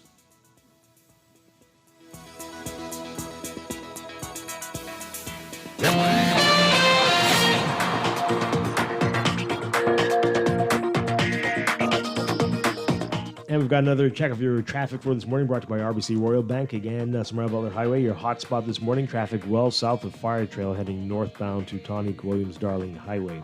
Gladstone Road also busy northbound to JFK Drive. And Blue Hill Road seeing some heavy traffic from Carmichael all the way up to Independence Drive.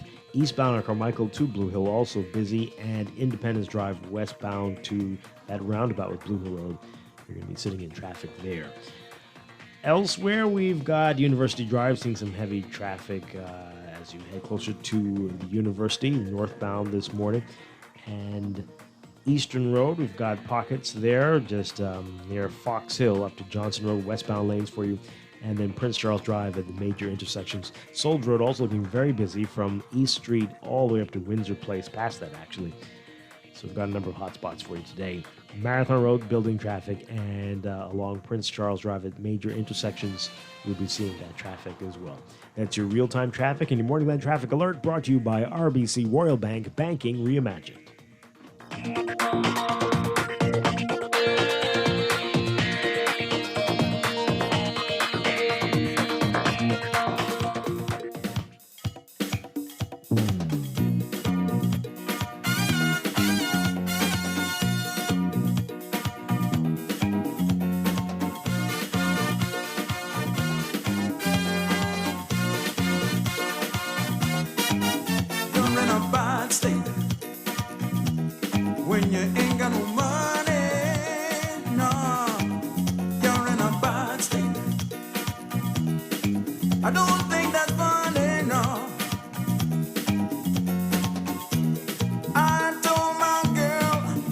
We are back here with Morning Blend on Gardening Radio 96.9. Dwight Strong along with Pamela Musgrove, our guest, former State Minister for Finance. Mike Alakita's having a chuckle with that song there, but it is true. It's so true. We all know that.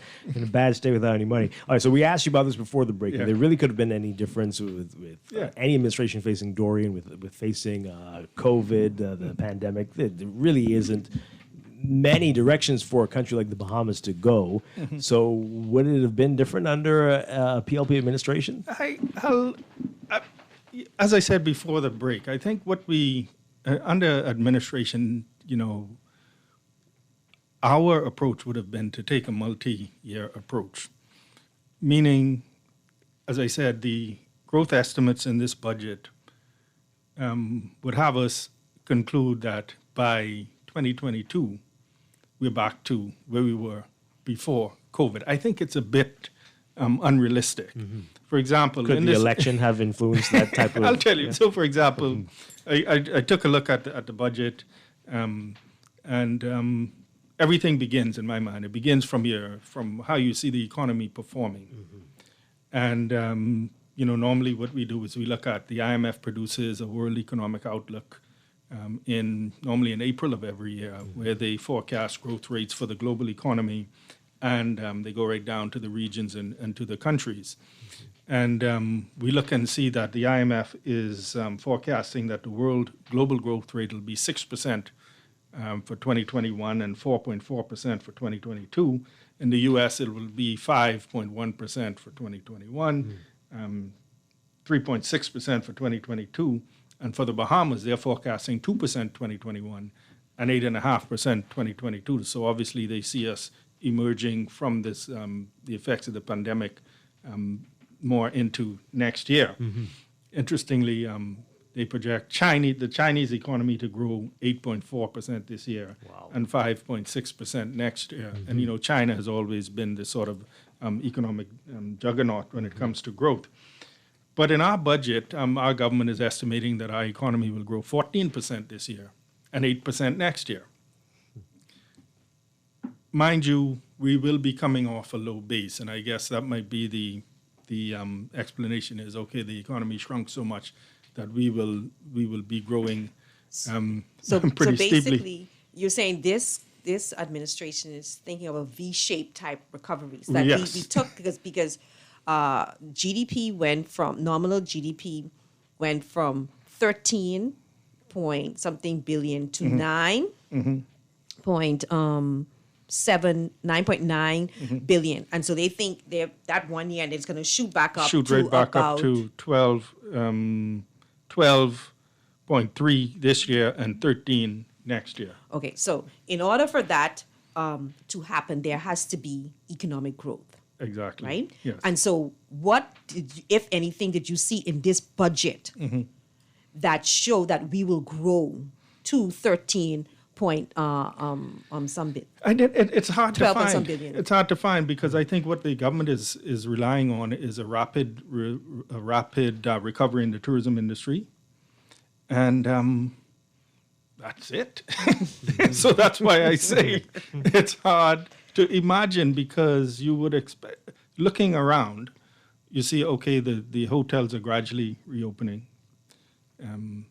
Albeit Atlantis let go 700 recently, so that begs the question: will we get back to the pre-COVID employment levels? You see, over the weekend, the first of the cruises started. Yeah, but do they really like? I'm trying to I'm get reaching, officials to tell me: do these instances really contribute to growth? I don't think so. When you look at it in terms of, because, okay, the cruise ships are coming. Now, government will get taxes from that. Because the cruise ship here, for every one of those cruise ship passengers, government get about $18. Right. And I think about 10 goes to the port. Okay, so that's it. What else? What I was trying to do there, Pam, you asked me if I saw, and I'm trying to understand it and try to help. If I saw the growth. I don't agree that we will be growing at 14%. I was just trying to put myself in the shoes of the government to try and justify this 14% growth rate. I don't see it happening, particularly when the world economy is forecast to grow at 6%. Something like China, which is way beyond us in my mind in terms of their recovery from the whole COVID thing. Yeah. They're forecasted to grow at 8.4, but we are forecasting 14% growth this year and 8% next year, which I don't think we have seen, 30 years plus. I don't know if we've ever seen it. And the interesting thing about that is, coming off of your economic growth forecast, then you forecast what your revenue is going to be. So in this budget, revenue is forecasted to increase by 35% over last year. And then next year, it's supposed to increase another 14%. So I'm finding it hard to fathom that you're in 1 year, we're not totally out of the COVID pandemic as yet, because, we have cases, albeit they fluctuate, but they're mostly down. I don't see how it can happen. And I went and did a little deeper dive into the individual line items where this money is estimated to come from. And to me, I come back to, I don't see how it's going to happen, how you have such a significant bounce back in 1 year, unless there are some, tax increases that we haven't heard of as yet. But I don't think the government would endanger the economic recovery by piling on additional taxes. I don't think. Right. But, and I keep using the word unrealistic, right? So, for example, in this budget, the government is expecting a 27% increase in VAT revenue from $666 million, which they forecast they would collect last year, up to $845 million. They're projecting a 51% increase in property tax. So they projected $104 million last year, and they are saying this upcoming budget we're going to collect $158 million. So, an additional $50 million. On the commercial side, last year they projected $35 million, and this time they're projecting $53 million. That's a 51% increase. On the owner-occupied property tax, last year they projected $20 million, and this year they're projecting $41 million, almost $42 million.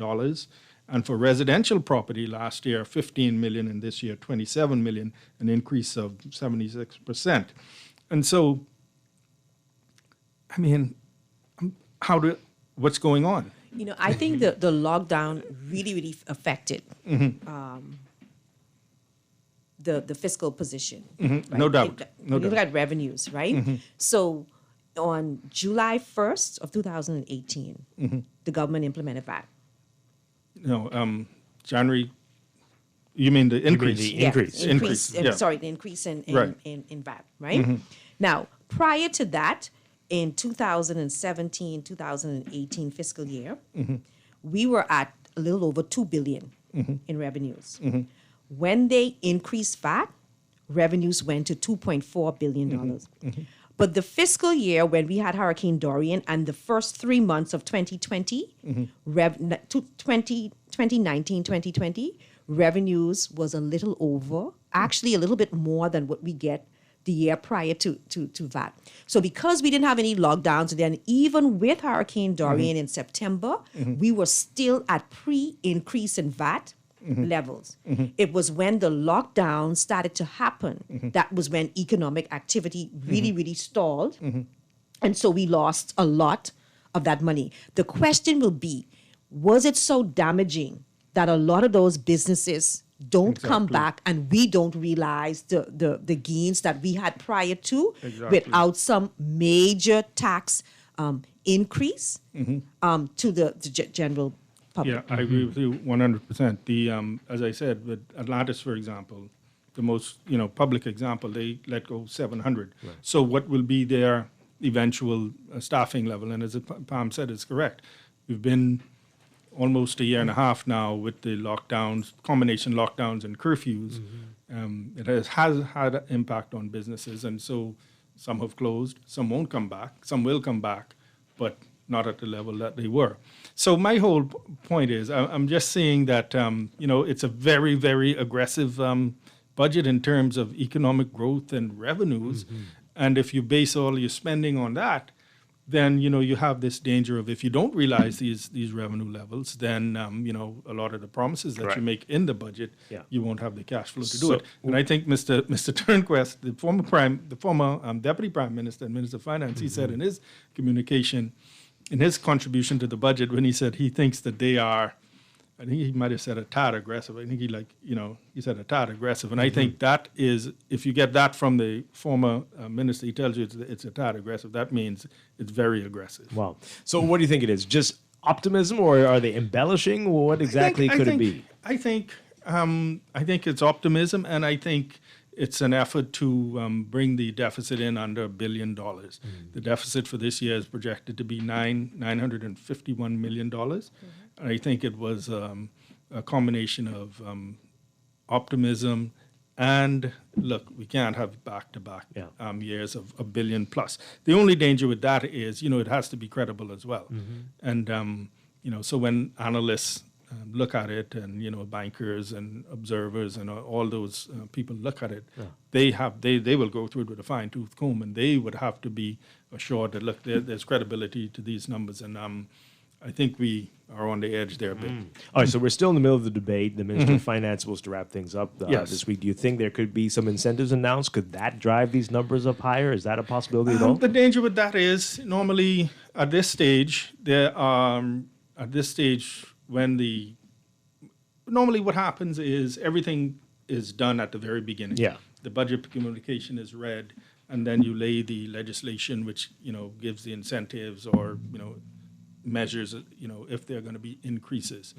At this stage, if anything is to come, historically, it's normally more concessions, like more goodies, so more things to sort of either erode the revenue or increase the spending. Because normally, when that does happen, it's because the Minister of Finance has listened to the debate, and then now he judges the way it's going, and he wants to come now and say, okay, here's an additional something. Okay, so what we desperately need is growth. What we desperately need is growth. And growth even affects your ratios. Because if your GDP is growing by leaps and bounds, then your debt to GDP is lower, and then you have better ratios, right? And one of the ways that we can get growth is public infrastructure spending, right? But successive administrations, when they get in trouble, the first thing they cut is public infrastructure spending. So for this budget, I think the previous year, the government had projected about $368 million, and they only spent about $198. And that's capital expenditure, not necessarily public investment spending. That's sometimes like repair to schools and little cosmetic expenditure that they will do. They had projected about $500 million for 2020, 2021, and they've only spent about, I think, $168 million or so. So a lot of the monies that we are borrowing are really for recurrent expenditure. That's like, I had a tenant time who told me they were waiting on a loan to pay their rent. Oh, Lord. And I told them that makes no sense because you have to pay the loan back and you still have to pay your rent. But it's as if successive administrations don't get it. That there needs to be more public infrastructure investment, energy, transportation, telecommunications, and broadband. Government should invest in these things and let the private sector pay it for utilizing these things. Why are we not there? What has happened, and I'm glad you asked that question, is as I said to Dwight earlier, you have to take a multi-year approach to these things. And I think for a long time, we have been, or successive administrations have been almost hostage to what the rating agencies are going to say. What is the public going to say? This watch of the debt to GDP ratio. Are you going to be downgraded? So almost, like you said, you're looking at your economy one particular year. Maybe your revenue is not performing as you want. You're targeting a particular deficit. And so what do? You cut your spending. And the easiest thing to do is say, okay, we'll defer that investment in the airport or that investment in the infrastructure. We'll defer that to next year because you're almost a hostage to these ratios and what the rating agencies are going to say or what the IMF is going to say. And so I think the idea is that you must take a decision that, okay, listen, we have to make these investments. In the short term, we might have to borrow some money, and so our ratio might suffer. But year 2, year 3, year 4, we begin to see the returns on these investments. And like you say, the economy starts to grow, your ratios look better. But I think we have been, just this hostage, okay, what's that going to do to the GDP? What's the public going to say about more borrowing? If you're borrowing for investment purposes, that's not a bad thing. If they're going to be in that's what's supposed to happen, but we don't do that. Right. No. So I think the answer is we become, a slave almost to these ratios and what is IMF, what is S&P going to say, what is Moody's going to say, instead of saying, okay, we're going to lay out a plan. This is going to be our recovery plan. It's going to be multi-year. First step, it might be a step backwards, but we're going to see returns down the road. That being said, from your experience in that position, because you mentioned how the IMF said, the Bahamas is going to grow by X. Do we have those conversations in-house? Or we just rely on what the IMF publish and then we say that? Do we have these using the data, using the information to say, you know what, okay, based on this, we see where we are going? So then are those conversations about infrastructure investing on the table where we discuss it, broad range discussion on this so that we can implement policies to help with our growth to bring these terrible fiscal numbers down?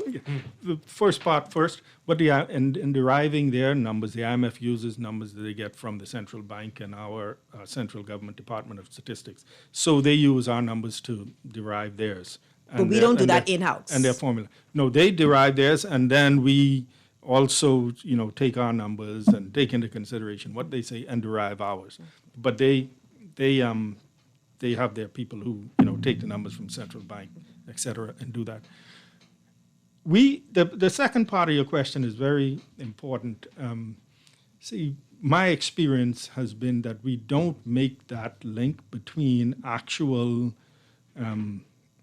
or we don't make it as often as we should or as clear as we should between the actual investment and the return. For example, you and I know that, okay, in a family island, for example, you build a new port in a particular island that will generate activity. Or you build improve an airport, that will generate activity. But we tend to look at it as, okay, the government is spending this money, and unless something is coming directly back in taxes, we don't quantify it. We don't tend to put into that equation, okay, that is going to mean, additional employment, additional indirect taxes, et cetera. We tend to look more at it as, okay, frankly, especially when you're doing things in family islands, okay, politically, we need to do this, right? I mean, it's just, let's be frank, politically, this is these people have not had this, and now we have an opportunity to do this. Let's do this, all right? I think there needs to be more of an attitude. Let's look around and say, okay, if we put this new infrastructure here, that will then create a center. Yeah, because of if we activity. relied on the private, I think what we do is we have officials who will say, well, Bahamians don't have the money to do it. Mhm. And so somebody comes in Mhm. and then they do it, and we have to give so much concession that at the end of the day, while that investor benefits, we lose out on it because they said they promised a job. Mhm. But I think it's the government's duty to provide these infrastructure, because you don't expect a private company to say, well, go on Acklands and connect Acklands in terms of telecommunication. It would be non-profitable to them. But the government should do that, and any private sector group that wants to utilize it would have to pay the government a lease for doing it, and that's how you make money. And then you have private sector boom and development because the infrastructure is already on the ground, and we could have these islands growing by leaps and bounds. You have a plan for that. Yeah, right? and then- But it goes back part to of my the- point. yeah. But you notice we don't hear those conversations. We don't hear it in this government. We don't hear it in the oppositions. We don't hear these type of conversations. All we know to do is borrow money to pay salaries and borrow money to pay stuff that we can never get a return from at the end of the day. I think coming out of this whole pandemic, our whole thinking will have to change, and we have to start really thinking about things like that. You speak about putting in an infrastructure and the government doing it, and there's also models where you can get investors to come together within the country and do it. And it becomes an investment, and then we can use some of the liquidity in our system to get invested in it and make a return. So I think coming out of this pandemic, I hope we get more of that sort of long-term thinking, because I think business as usual is not going to do it.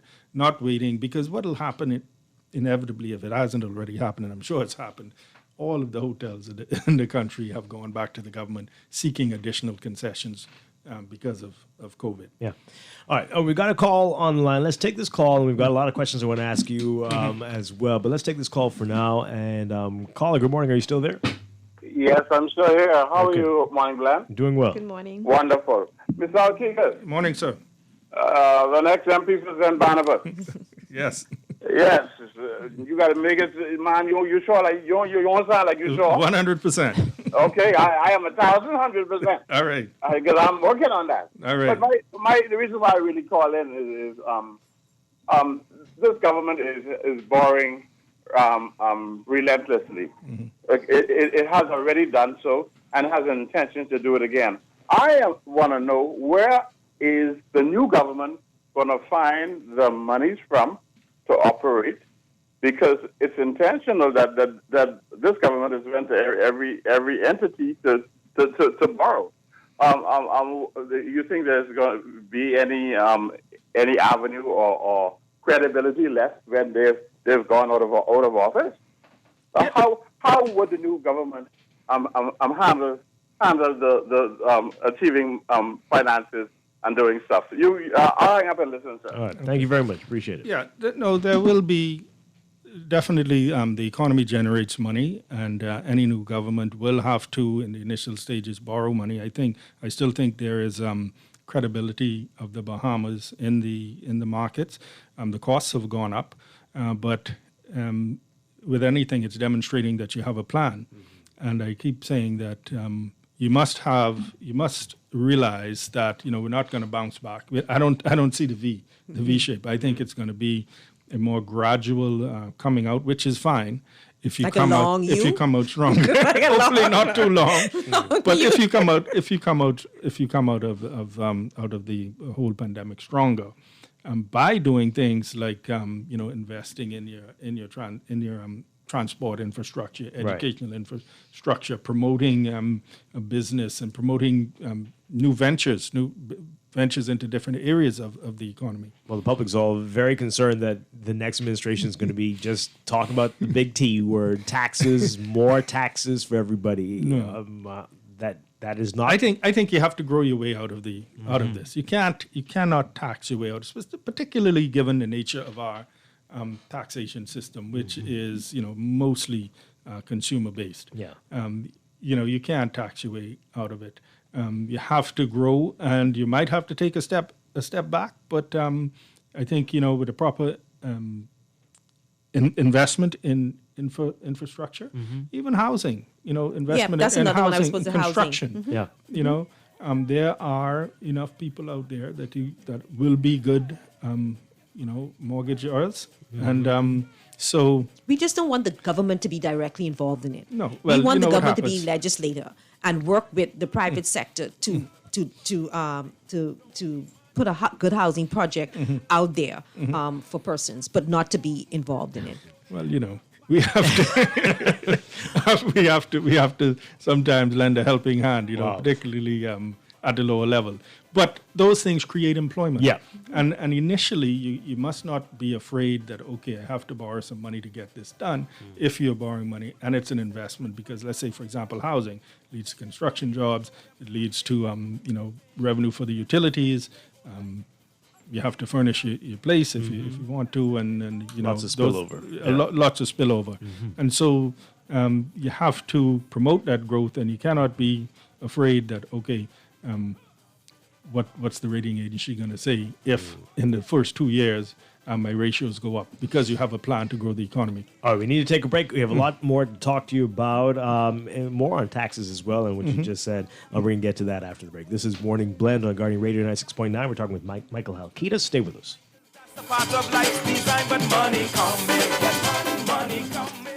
Roaming just got easier. Say hello to more with our new Liberty Prime plan. With more minutes, more texts, and more data to do the things you love right here at home and even when you travel. With the all-new Liberty Prime, Liberty Premium, and Liberty Elite, you've got one less worry. Roam again. Alive. Believe in best. Believe in best.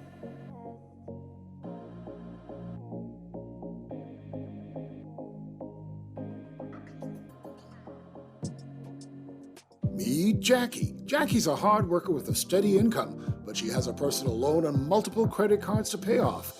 To keep her account current, Jackie opted for a loan from Fidelity Bank to consolidate her debt into one monthly payment and earn interest on a built-in savings account.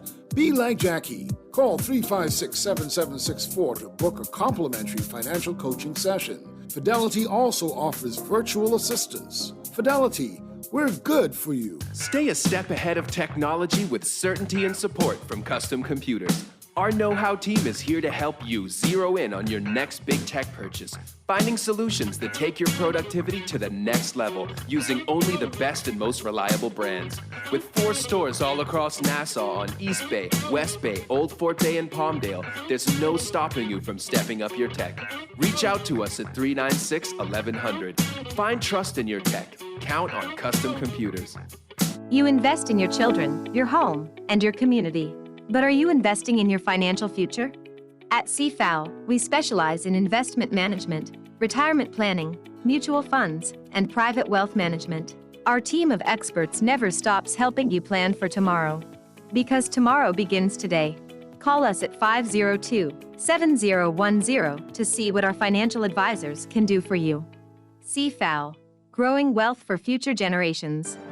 BTC is elevating the Bahamas with our super-fast fiber internet experience. More people in more places can enjoy the best home connection starting with 100 megabit speeds. With over $6.5 million invested, our network grows stronger each day, delivering the best home internet for all your needs. Call us at 242-225-5282. Visit btcbahamas.com or any retail store to upgrade to the super-fast fiber internet experience on the Bahamas' best fiber network. RBC has been growing with the Bahamas for over 110 years with new ways to bank better. We are committed to deepening our relationship with existing clients and forging new ones in the future with new products and services and investment in the community, youth, and education initiatives. We are here to help you grow. We're here to help you flourish. We're RBC. RBC Royal Bank. Banking reimagined. Travel less, but vacation more by indulging yourself and your family with the ultimate staycation getaway at Atlantis. Sleep in, relax, play, go out. Say yes to a fantastic staycation in your very own paradise just over the bridge. For reservations, call 363-6483 or visit Atlantis Local on Facebook for details. This is Guardian Radio 96.9 FM. Fresh news, smart talk, all day.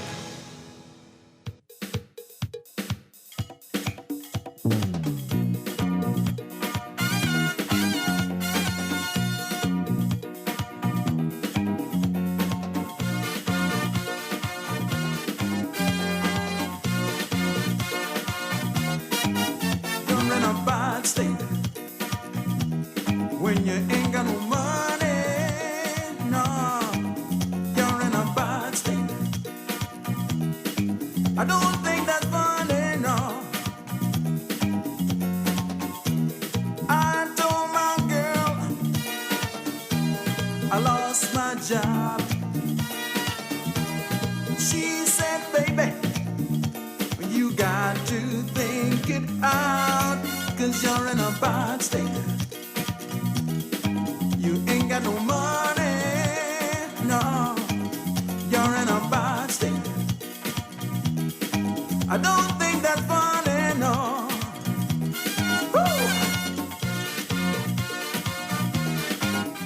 We are back here with Morning Blend on Guardian Radio 96.9. Dwight Strachan with Pamela Musgrove, talking with Michael Halkitas, talking about the budget. And we heard the former health minister, Elizabeth MP Dwayne Sand, saying how this budget, he was concerned that it wasn't reflecting just how serious a state we are in. That we are in dire straits. And everybody's talking about this optimism that we spoke about earlier.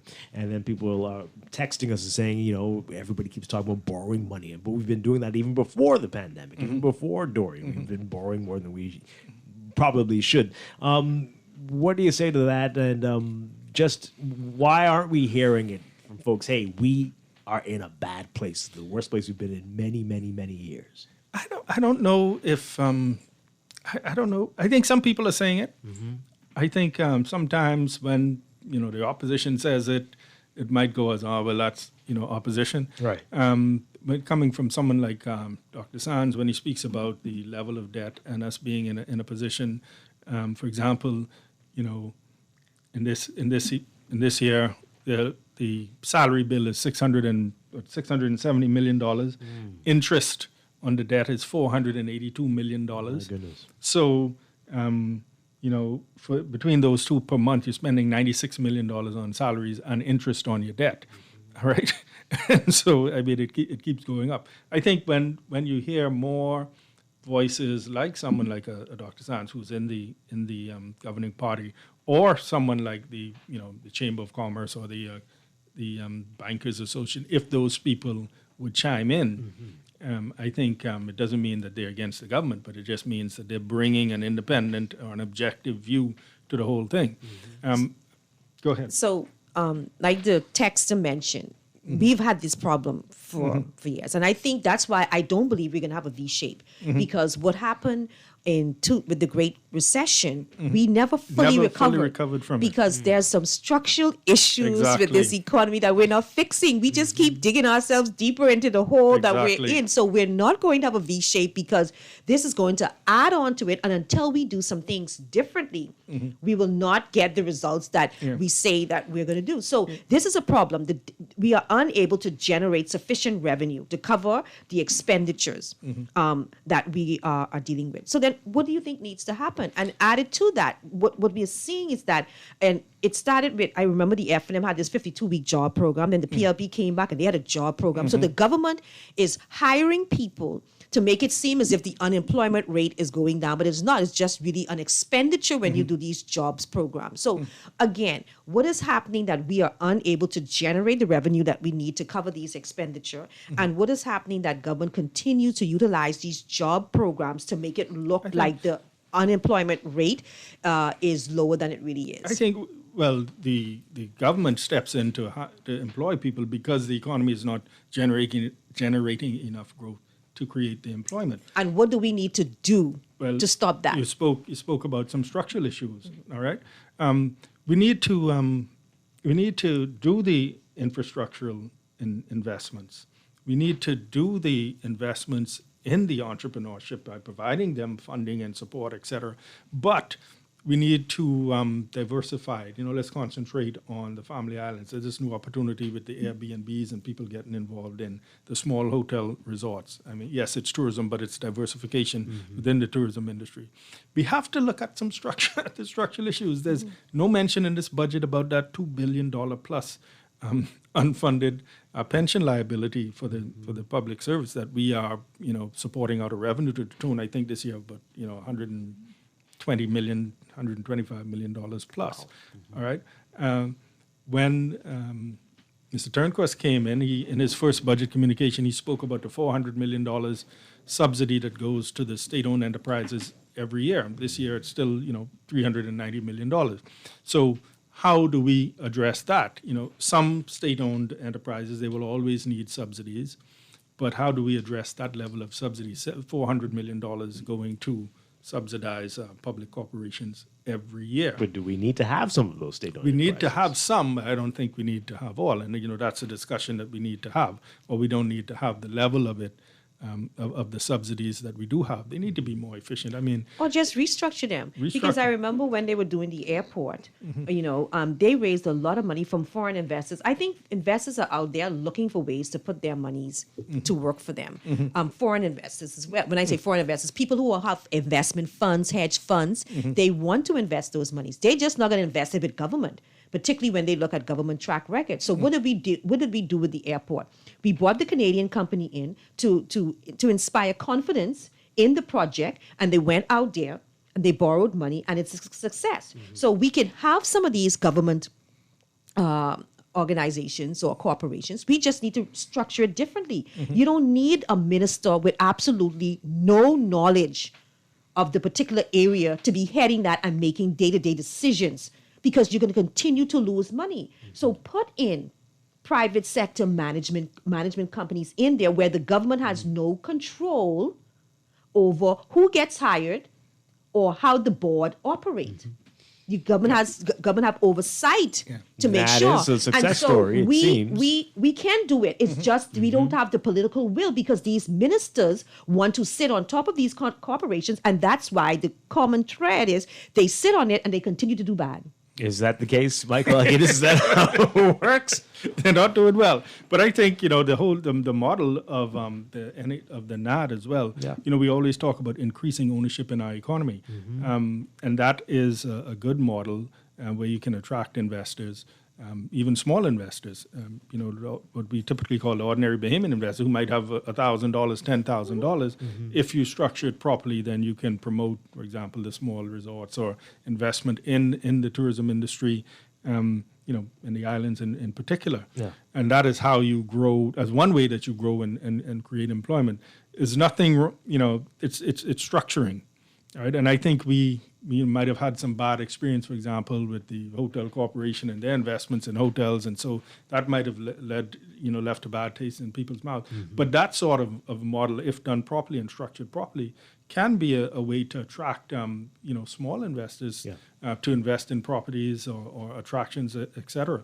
And that's something we need to look at, because I agree with Pam, we're not going to have a V shape, and it's not going to be business as usual. We'd love if it was business as usual, and in a year we're back to where we were and the good times are rolling. But I think it's going to be very challenging, and so we have to start thinking about these different ways that we can generate growth and employment. Yep. All right, we're going to break for news. When we come back, we'll pick this up in Morning Blend Business. We want to talk about some other things Sands brought up, including the time to talk about income tax, if that is what's necessary, and corporate tax and other taxes and other things that we need to be thinking about. I want your views on some things as well, Michael Halkitis. We're going to get to that after the break. This is Morning Blend. Stay with us.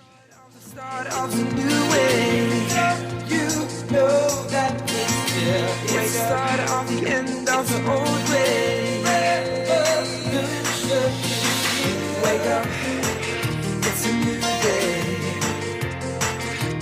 This is Guardian Radio, 96.9 FM, Nassau, Bahamas. This is the Guardian News Network update on the hour. Hello, everyone. I'm Charlene Ferguson. PLP leader Philip Davis wants to know how the Prime Minister intends to enforce his COVID vaccination day, which would relax COVID restrictions only for the fully vaccinated. Davis told the Nassau Guardian it's just another example of Dr. Minutes shooting from the hip with no real plan, while also ignoring the science on how to slow COVID infection. Davis supports trying to encourage persons to take the vaccine, but says education about the vaccine's safety is the best way to do that. Dr. Minnis told reporters that on that proposed vaccination day, the fully vaccinated will be granted special privileges like curfew exemptions, as well as permission to have parties and happy hours, but he did not give a specific date for that event. Well, to date, 17,827 people have been fully vaccinated in this country, having received 2 doses of the AstraZeneca vaccine. Data released by the Ministry of Health yesterday indicates that 68,119 doses have been administered in total, with 50,292 people having received 1 shot. And the lockdowns for North and Central Andros and Ken Island have now ended, but nightly curfews will take effect for those communities beginning this evening. The Office of the Prime Minister announced yesterday that the curfew for North and Central Andros will extend from 6 p.m. to 5 a.m. and from 8 p.m. to 5 a.m. for Cat Island. Those areas had been on lockdown for the past 3 weeks as government sought to slow the spread of COVID cases there. Andros recorded 2 new COVID infections just Saturday. That's what's making headlines at this hour. Stay with us. AP Update is next. Girl, Junior just showed me Bella Boy on his phone. What you mean? He take picture of that good-for-nothing boy? Shh, you don't want Bella here. You say that. You know she always say that's my good child. So what he doing in Junior phone? Oh, he there because the police looking for him. He on their wanted list. Wanted persons in your phone now? Yes, child. And when police want to find anybody quick, after something happen, they can send pictures direct to your phone. Go to Google Play or App Store and search for Crack Crime Bahamas, then pick install and it will go straight to your phone. There is also a section on missing persons? Yes, girl. Everybody needs to get this app so police can tell us right away when these people go missing. Just like an alert system. Yes, it has numbers for Crime Stoppers Bahamas so you can call and nobody knows it's you. Call directly to Miami and give the information without giving your name or anything about you. I tried the other day and when I hear Junior and his boys talking about where they hide those guns, I walk quick round the corner and call that number. Call 328-8477 from Nassau or 242-300-8477 from the Family Islands. Hello, sir. Your credit card bill is due. Hello, sir. It's time for your monthly loan payment. Tired of creditors pounding at your door? Sign up for a debt consolidation loan from Fidelity Bank and consolidate your debt into one low monthly payment. What's more, you'll also earn interest on a built-in savings account. The pandemic has curbed many freedoms, but at Fidelity, our focus is to help regain your financial freedom. Visit a branch or speak to Fidelity Bank at 356-7764. COVID safety measures in place at all branches. Fidelity, we're good for you. This traffic report is brought to you by Shield Insurance and Prudential Law Adjusters. Morning, final moments of our traffic watch now, and the streets are really turned up in the last 30 minutes or so. You got West Bay Street, the ride coming in is a bit slowed, especially for the traffic that's coming around the west bend. Traffic got heavier around that area. However, once you're passing the Saunders Beach roundabout, then it kind of lightens up as you're heading into the city. Looking over on the east side of New Providence now, the Eastern Road traffic still heavy when we're looking far back along the Eastern Road. It gets a bit lighter as you head into the Blair and Shirley Street area. But nevertheless, across the islands, the 9 a.m. rush is on. Within the city, we can see that Marathon Road has that heavy traffic headed into the Wolf Road area. Soldier Road at the intersection of Wolf and Burnett Road has that heavy traffic line heading into the traffic light there. Southwest Gateways, though, still a problematic area of the island. Gladstone Road having issues over there getting traffic out onto the main street. Unfortunately, traffic line there is still quite lengthy. And the same thing is happening on Somali Highway. Those dual lanes heading out onto Tony Spillion Dolly, quite challenged and late getting out of there. Carmichael Road, not as bad, mind you. You've got traffic that's hung up there, but it's moving out. It's rarely getting out there on the Blue Hill Road. What that traffic is facing is what's happening on the top of the hill at Blue Hill Road, where it kind of slows up getting into the Tony Spillion Dolly roundabout below. And that Tony Spillion Dolly roundabout has its challenges because you've got the Independence Drive traffic that's coming in there, very heavy. Independence Drive on the east end also affecting East Street, so up in there it's a bit busy as well. It's a slow morning for traffic. There's a lot of challenges out here, including the weather. This National Traffic Report, service of J.S. Johnson, the only insurance agents and brokers giving you peace of mind of the Bahamas for over 100 years. With your riders, got a look at traffic in real time. I'm VANN.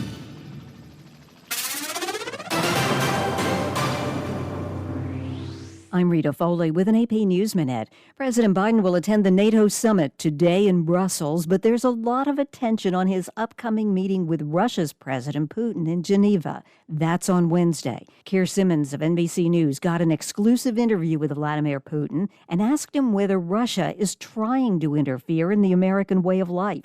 Russian hackers who are, according to U.S. intelligence, targeting the U.S. government, meddling in U.S. elections, and now extorting ransom from U.S. businesses. Vladimir Putin's response? Where is the evidence? Where is proof?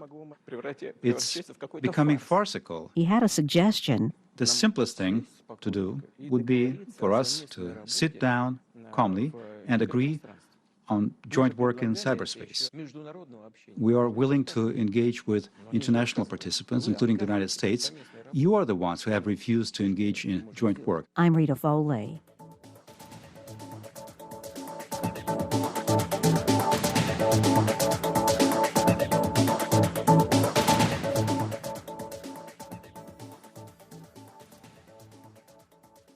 This is Guardian Radio, your station for up-to-the-minute news, intelligent, interactive, and engaging conversation. 96.9 FM. The views and opinions of the hosts and guests are their own and do not necessarily reflect the position of the management and staff of Guardian Network. Wake up, it's a new day. Wake up, it's a new day.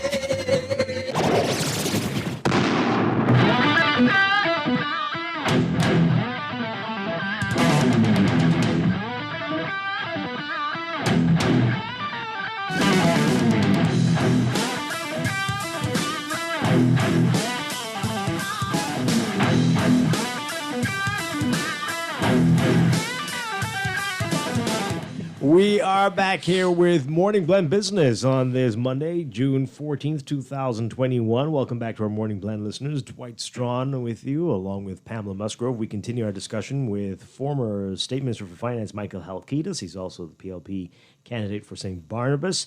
And thank you for sticking around with us this morning. All right, so we mentioned, we're talking about the debate, and we're talking about the budget, budget for 2021, 2022.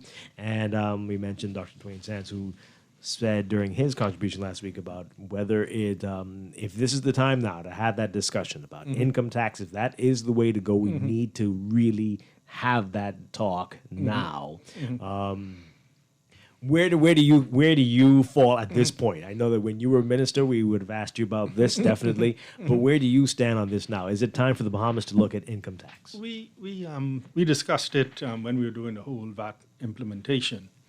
It's always, good to have the discussion, and particularly, I think Dr. Sands was probably referencing what has come out of the latest G7 meeting, where they are proposing what they call a 15% global minimum tax to try and combat multinational companies booking profits in low or no tax jurisdictions, right? And another attack on us as a so-called offshore tax haven or offshore jurisdiction.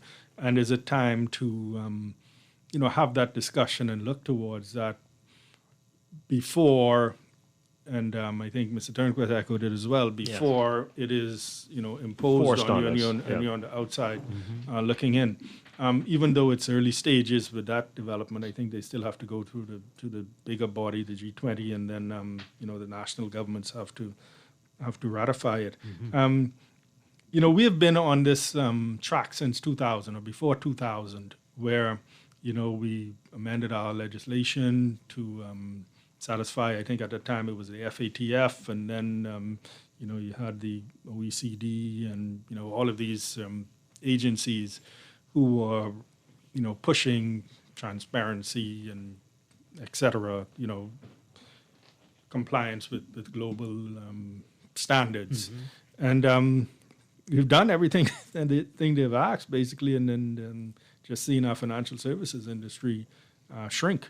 Because they have an end game. And I think we bury our heads in the sand about their end game. Their end game is to do away with jurisdictions like the Bahamas. And impose a tax. I agree with you. And I think it was late 2017, maybe 2018, I was at a seminar having, come out of government, and, it was a seminar about global compliance, et cetera. And I stood up in the meeting and I said, is the end game a, global tax rate where everybody has to have a minimum tax rate? Oh, no, that's not what it is. But you can see that that's what it is. And they've come out, certain people have come out and said it out of the OECD, is the objective is to have a global tax rate to sort of so-called level the playing field. I think that initiative is going to be pushed. We can't sit back and wait until it is, a done deal and imposed on us, and our competitors have made adjustments. Our competitors in financial services have made the adjustments, and we have not. We have to start having that discussion as well. Yeah. For a long time, certain businesses in the country have, advocated moving from a business license, for example, on gross turnover, to a tax based on profit. So that is akin to, corporate income tax. Now, some people will tell you that you can't have a corporate income tax without a personal income tax because all of a sudden, all of the profit, big salaries are made, no company would make any profit, and so the government wouldn't collect. So it's a discussion you need to have. I hear people saying, you listen to talk shows, and in some quarters, people saying, bring it, bring it. We recognize that, for example, this is a small population, 400,000 people. When you take out the retirees and those people who haven't gone to work, the workforce is about 190,000, I think. You take out people earning lower than a certain level because you'll have to have a threshold, and then so you will have very small pool. A small pool. Yeah. Okay. I think with that too, there needs to be accountability on the part of the government. See, because if you look at countries around the world, these people don't just pay their taxes and let government do with it like we do in the Bahamas as they please and not be transparent with the Bahamian people. And so the freedom of information, the corruption bill, all of these things would have to be put in place to ensure that government is handling people's money as they should. And then when they don't, there are consequences for that. And I think that's one of the challenges with the Bahamas, because the way we do corruption is by these contracts that we give. You give these bloated contracts, and then you're on the backside, people pay money across the place. And so you government overspend for these contracts because that's how we waste money in this country. And we need to have these legislation in place to ensure that when government is collecting people's taxes, then they are using it for the intended purpose to help to build and develop the country and not for these side deals on behind the scenes. I see what you're saying. And even the way we do budgets, the way we do it instead of, in certain countries, even in this region, a budget is presented, and then you have the private sector it's almost like a pre-budget is presented. The private sector weighs in, and then the budget is presented. It goes to committee where the public officials are examined in public, about, these numbers, what do they mean, how do you arrive at it, and then the budget debate takes place, and it's a much shorter budget debate. It's not like 3 weeks worth of, political speeches. Yeah. It's 6 people speaking to the budget, and it's much more effective. But again, it's something we have to change. Bahamians have become used to, this is the way we do it, and so how do we change? And even utilizing to appoint the Public Accounts Committee, because that's a committee where the opposition sits as chair of that committee to ensure that government spending went for the intended purpose. But I find that what happened is the governing party kind of stalls the opposition from operating, and so it's continuous. So it's like and when the opposition is there, they don't push it much because they probably believe when we get back there, we're not gonna give you your information you want. And so at the end of the day, we suffer because a lot of the spending that's going on, that's what we need the opposition to do, question the government and to analyze it to make sure that if you said you spend those monies there, it actually went there and not someplace else. And I think a big problem is, you're correct, is the in the operations of committee, you're relying on the government to provide information to you. And if they want to stonewall you or stall, then they take a long time, give an excuse, it's not available, et cetera, so the work doesn't get done. Again, this comes back to public participation as well, and public sort of activism, all right, to put pressure on the opposition to, push harder, and to put pressure on the government to look, we're looking for this information. So, Contractor General is an office in many of our regional counterparts where they actually examine contracts to make sure that value was gotten for money. This is a different function than the Auditor General, and as well. The Freedom of Information and Integrity Commission. I'm a proponent of the Integrity Commission and the Contractor General for a long time because it brings an extra a level of comfort, I believe, to the public. Because when we were doing this VAT implementation, I was in the heat of it, and a big part of it was collect what's out there, and then we wouldn't have to do this, right? And that's another thing. We have to make sure that we are, those people who have the ability to pay and have arrears, that they do pay. Because we found particularly with property tax, you have people who have the ability to pay, but they figure, well, the government is not going to come and take my house. Let me ask you a question on that. But Before you do that, because I don't know if we got a definitive answer on the income tax. So we need to have that discussion. We need to have that discussion. But you don't. How are you? Any certain way you feel definitively that we need to be heading in that direction? I feel that personally, we have to. What we learned is you have to have the mechanism in place to do the collection, to do the auditing, to make sure that there's fairness. That you're paying and I'm not paying. But we need to make sure that people understand what it is. People, they call on radio shows. They say bring the income tax. Right. But when you bring it, so what stopped your government at the time in this discussions you had from putting forward a white paper, and what is stopping this government just to get the stakeholders together and put a white paper forward that we can have these conversations? Because I think it's a bit late now. It's a bit late now that they've already decided they're going to do this, and they intend to have this done by the end of the year. And the French minister said he doesn't want 15%; he wants higher because France tax is about 30-something, 40-something%, and so they know 15% will still allow companies to leave their jurisdiction and go somewhere else. So the goal, the end game, is to have a universal high tax rate so that there would be no incentive for a company to leave one jurisdiction to go to the next to set up business. We did the white paper when we did the VAT. And so maybe that needs to happen now. Our thinking at the time was that we didn't really have all the mechanisms in place to police the income tax. Right? It would have been, we had a lot of the infrastructure already in place to do the VAT because, particularly when it came to business license, there was a lot of shared information there. So myself, I don't have a fundamental objection to it. It's just that I think we just need to reassure people that it's not a panacea. It's not like, okay, you bring income tax and you can get rid of everything else. Well, I'm a conservative, so I believe in taxes, but I think tax should be fair, equitable, and not overburdensome. I agree. Yeah.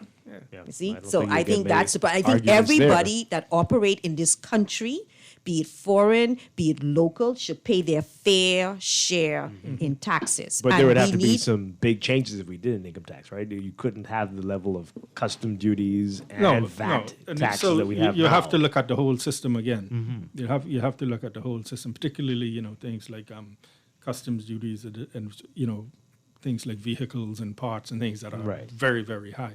So again, you'd need a discussion, but I think it's something that we need to start having now. Because, as Pam said, this train is going. It might take a couple of years. I know it has to, maybe it gets a lot of debate in the U.S. Congress when it gets there. All right. And but this is something has been going on for 20 years. I mean, it started in 2000 or right before 2000, and then you just see, the goalposts continually moving. And it's a failure of governments, successive governments, to not have addressed it, even have the discussion. So we are at, like I said, the threshold, and they're going to do this, and then we're going to rush to do something, and it probably won't work because we didn't have the conversations. I think before. Hopefully, we learned, and we do, so we don't end up, our back against the wall. This person saying, now you see why Macron got slapped. Why you got slapped last week because of these taxes. Oh, Macron, yeah. Oh boy, you were asking about real property tax.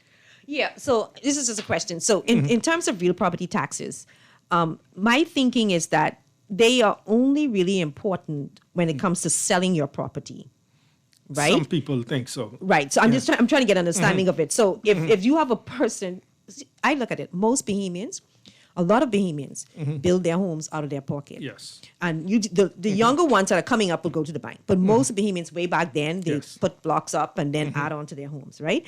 And so the value of their homes, they a lot of them can't afford to pay this real property tax. You all have accrued on the books over and over and what we did, and over again. I agree with you. And what we actually did, that's a very important point. And we recognize that.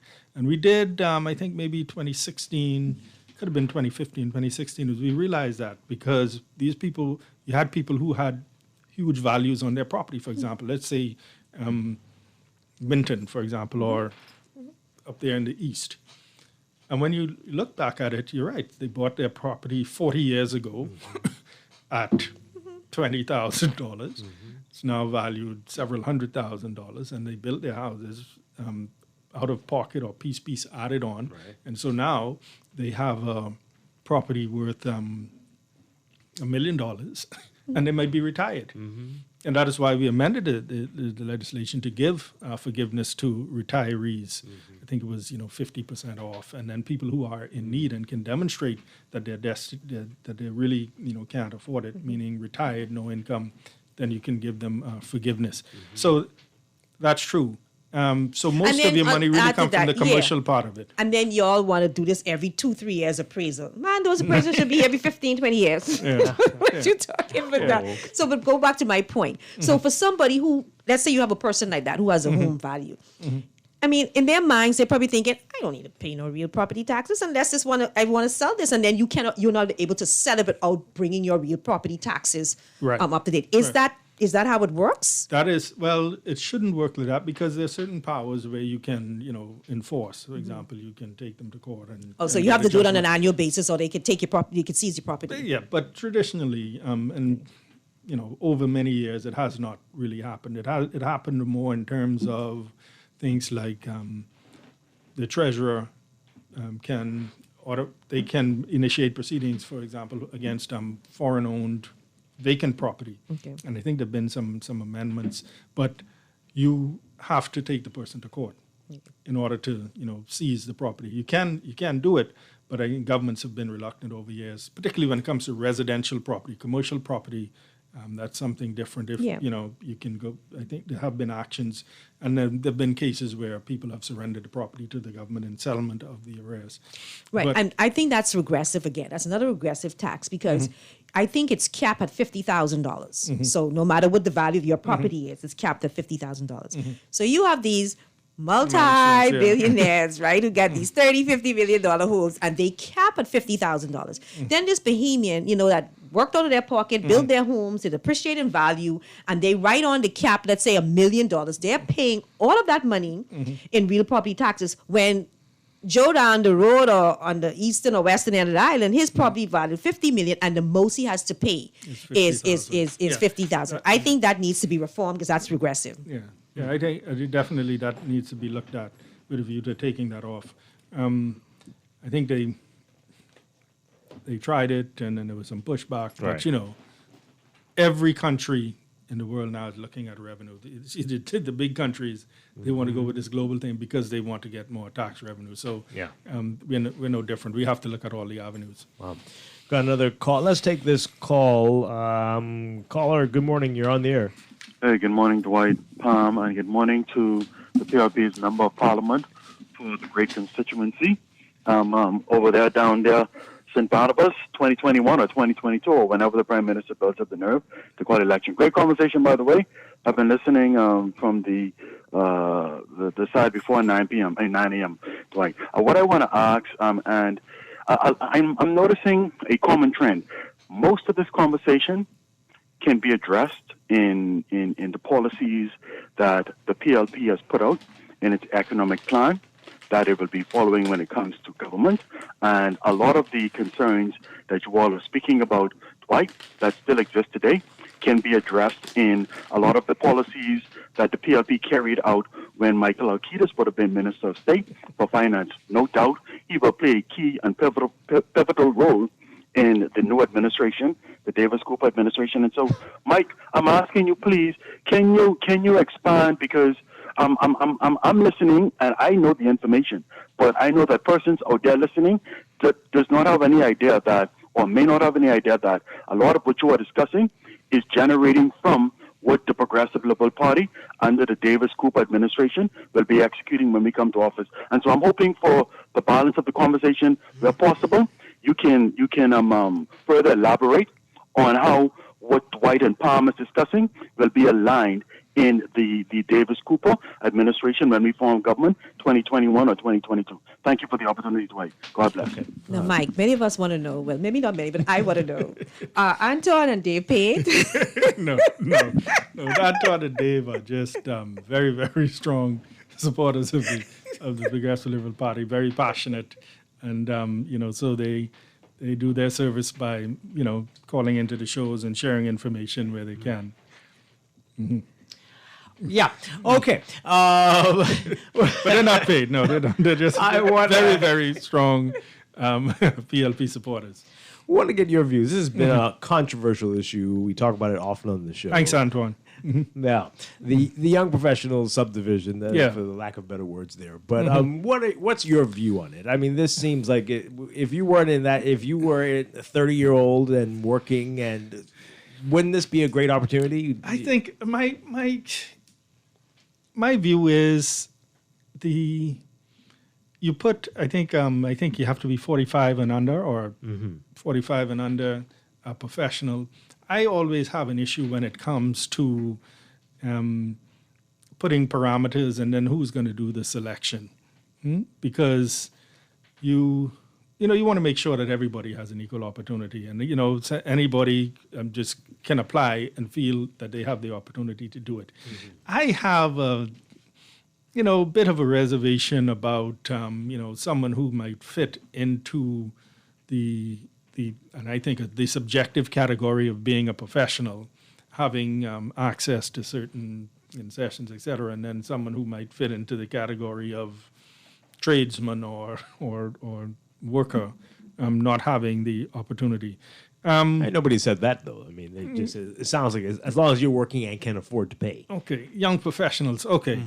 My issue is whenever it comes to selection, I mean, with anything, I think we need to make sure that there's some standard, criteria. Okay, if you tick this box, it's available to you.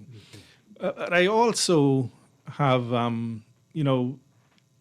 think if you're going to do a housing development for professionals, you should make some available for, lower income earners and people who can't fit that bill, and make sure that they have the very same opportunity. But see, that will come if there was a holistic housing strategy to address the housing situation in the country. There isn't. There's not even any talk from government about the housing situation in the country. So you have a master plan on how you're going to address it, and we're dealing with these areas first and this area first, and this is what we're going to do. But that's not the case, and I think that's my problem I have with this development. Tell me the problem that this policy is solving. Yeah, and I think this government's policy is that they're not building. So, for example, the Carmichael Village subdivision, you're selling the lots, and you have to build within a certain time. Right. And if you do that, then similar to this one, yeah. Yeah, but I think we need to bite the bullet and realize that not everybody is going to be able to do it. So maybe do a mix of service lots and construction. And if your feeling is that we don't want to get into construction because of substandard work, well, just make sure you have the proper inspectors to inspect the jobs and to ensure that it's up to quality. Public-private partnership, and then look at different models. Maybe go up a little bit, not all the way up, but up, as opposed to the separate detached lots, or maybe have detached with 3 or 4. There are different strategies that we can look at. Again, another white paper. And people now, I'm sure, as with everything, the more, their expectations have evolved. So whereas, the expectation was, a house with a yard and a fence, more people, are living in townhouses or duplexes or condominiums. Yep. And, that's not a problem for them. But if you were 29, 30 and working, or if your children, this is opportunities available, you wouldn't recommend this to them? You wouldn't say this is something to look at? Yeah, I'll look at it? I'll look at it. I'll look at it. I'm just saying that my thing is I'll look at it, but I want to make sure that while I'm looking, that when I go to look, I get the same chance as someone who might, have a different name or know some more people, Yeah. So let it be open to everybody. Yeah, truly. I know someone who looked, and they were told that they need to bring the approval from the bank in order to get it. Now, which bank is going to give you approval without even having the information? Well, I mean, I guess it's verification that you are able to qualify for something like this. Yeah, but I mean, see, that's the problem. Pre-approved. No, but that's the perhaps. problem again, right? Because that was just discouraging for that person, and so we don't know. It's not transparent who got the approval first. Are all the persons who are given the lot got the approval first, or they got the agreement and then the approval? And that's where I have a problem with the transparency of what's going on. So the person wanted it, but when they told them, oh, before you can come back to us. That wasn't what it made. That wasn't what I understood it to be when it was talking about it. Did that person explain it to you properly? I mean, I think you had to show that you are pre-approved for something like this. Like you could afford that's my a loan. point. When they went to get the application and stuff and do the stuff, they told them that they have to come back to them with a pre-approval from the bank in order for them to submit their application. Just to submit. Wow. And banks. I don't know if a bank will even do that. Okay. No, because the bank will figure that, okay, if I give you this, I'm on the hook. And that's just like a commitment. Yeah. Yeah. Okay, that's interesting stuff there. And they're not talking too much about it with us. All right. So there are going to be folks, and I've seen some of the messages that people are saying, well, outside of Dorian and COVID, this administration has been handling the economy relatively well. That's what some people are thinking. And that unlike your administration, there were no downgrades from those watchdogs out there. What do you say to that? I say this. They have been dealt some bad hands. Well, we've dealt some bad hands too, and I'll tell you why. I don't like to go back and rehash, but people come up with this downgrade stuff, right? When we went into Ministry of Finance in 2012, we met a resolution on already drafted. We went in like 3 weeks before budget, right? It really drafted to borrow $546 million, I think it was, right? In December of that year, we get downgraded, and the rating agency said, well, we're downgrading you because of the increase in your debt, right? Now, I can say, well, okay, that one wasn't mine. I met that there, and, they just didn't come in May. They came in December. But their response was, their reasoning was because of your debt, all right, and your revenue, right? Your revenue's not growing, your debt is growing. So what did we do? We went and reformed the whole revenue system to bring in VAT to increase the revenue, right?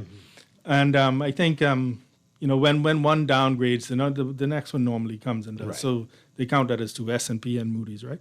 And then the other ones was, and then there was some sort of change in outlooks. And then the last one was right before the election. And what they said was they didn't think it was Matthew. They said this in their report.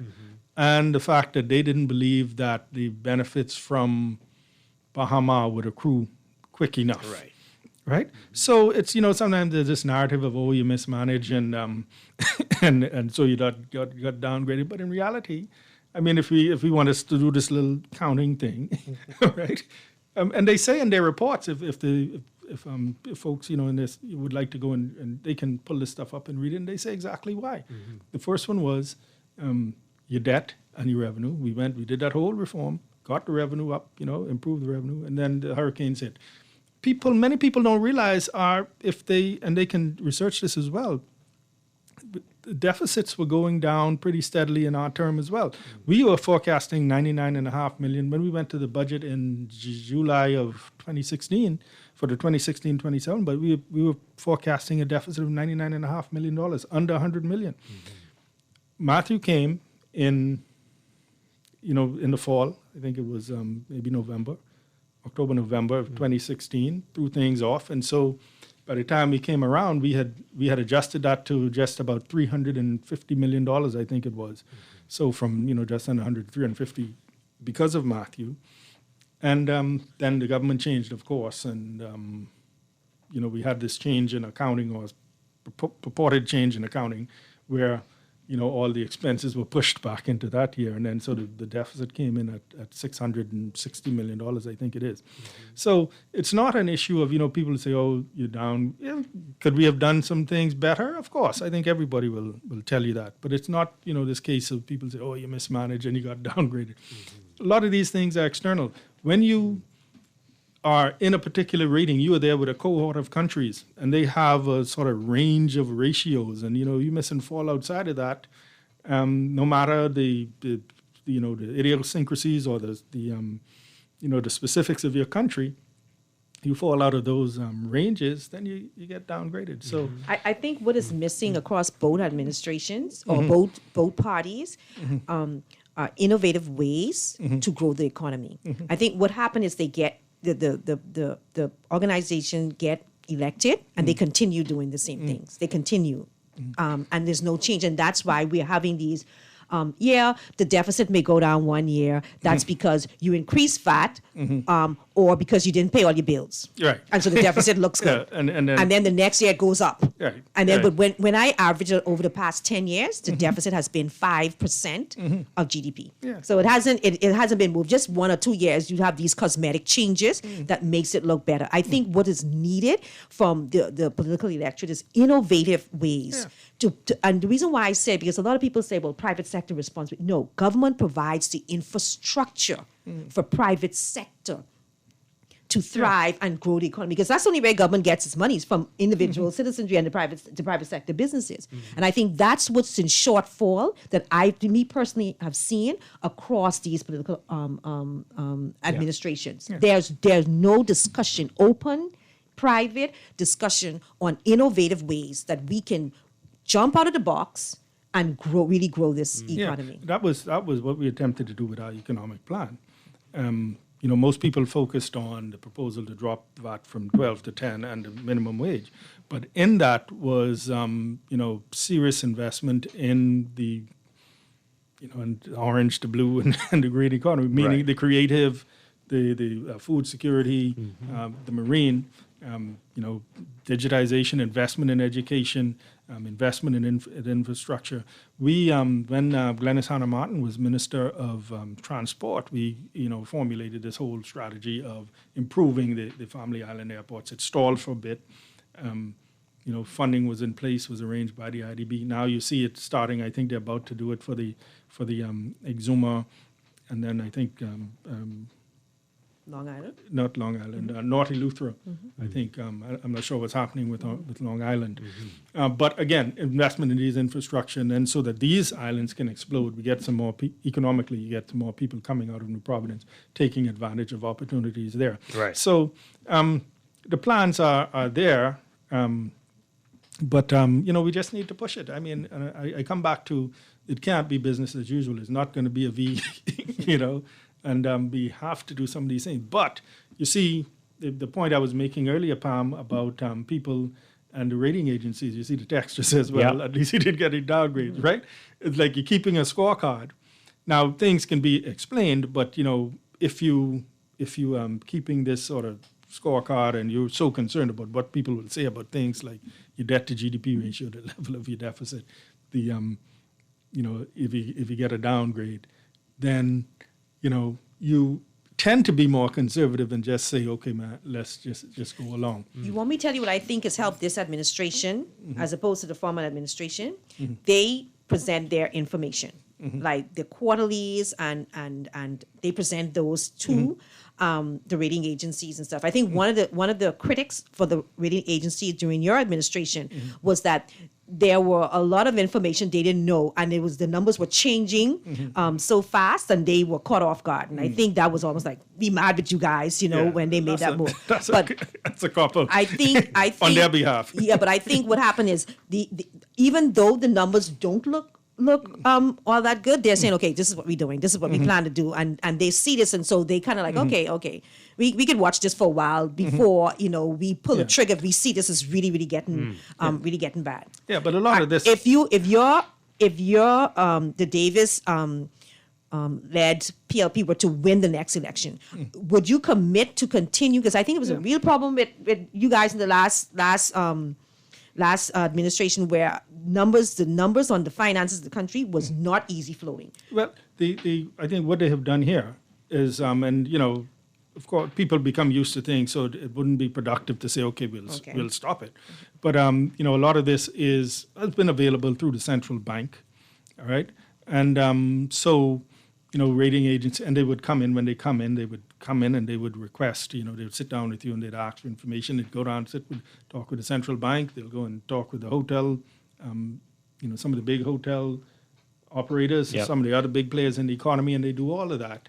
And they collect a lot of information. So, I don't think they can say truthfully that, information was withheld from them. Mm-hmm. Now, you have the, I think coming out of the fiscal, I forget what the name of the law is, that they brought in, where you got the fiscal responsibility. Right, you got the council, and then you have these quarterly snapshots. Oh, those numbers don't mean anything right now. Yeah. So, but what I'm saying is, it's some in certain quarters, people have come to expect this coming from the government. Previously, a lot of that same information came from the central bank. Yeah. I know we don't have much time with you. You have to go. But this text came in here. We often hear the government speak about coming to power. The administration speak about coming to power and having to borrow money to pay the bills left behind by the previous administration. Can you speak to this, why this continues to happen? Well, what happens is the government is what in business they call a going concern. So, for example, if the government would change today at 12 o'clock, there would be bills that, because the government is constantly generating money, paying bills, but also incurring bills because they use services. So, I mean, that's just, at no point will you have that, okay, government changes, and then there is no, previous commitments. Right. It's just a way of doing. It's like yourself. It's like today. I mean, if you paid your electricity bill last week, today you still owe something has accrued, and now the idea is you don't want to have a lot of outstanding commitments because government consumed services. You don't want to be owing people that you get services or goods from, and so you try to manage it, and you don't want to accrue them, let's say not pay your bills because you're trying to make the numbers look good. Right. But that's just the nature of running business. And periodically governments have used it to say, well, my hands are tied because I met all these bills. I mean, it's a good political thing, but that's just the way it is. The idea is you don't want, but the government's fiscal year is July to June, so it's in the middle of the year. Right. Sometimes they accrue for services and it's not time. The bill hasn't come due yet. So, but that's just a function of doing business. I mean, if you look in your personal life, it's the same thing. We always, we owe someone. It's not like we never owe anything. It's just like, how do you manage Especially around here. How do you manage it? All right. So see, with us, we don't pay back sometimes. But the government, we have to pay back. Yeah. All right. We have 1 minute left, so let's talk about your political career and should you be successful and should the Davis administration win the should the PLP win the next election? Where do you see yourself in the cabinet? What's supposed to happen? What do we know so far? We don't know. We haven't had that discussion. Of course, I'm working on the ground up there in St. Barnabas. People say, well, why you left Golden Isles? Well, we had Mr. Miller cross the floor and become the PLP member of parliament. So, you can only have one MP at a time. So I grew up in the St. Barnabas area. Somebody's texting and said they miss you up there, though. It's always good to be missed, I mean, it's bittersweet. But it was, when Mr. Miller joined, he became the de facto PLP member of parliament. So there was no room for another aspirant. And so they had some talks with the leader, and he, suggested that I explore certain areas. I decided to go up here. Where I spent my childhood when I came up from the island. Wow.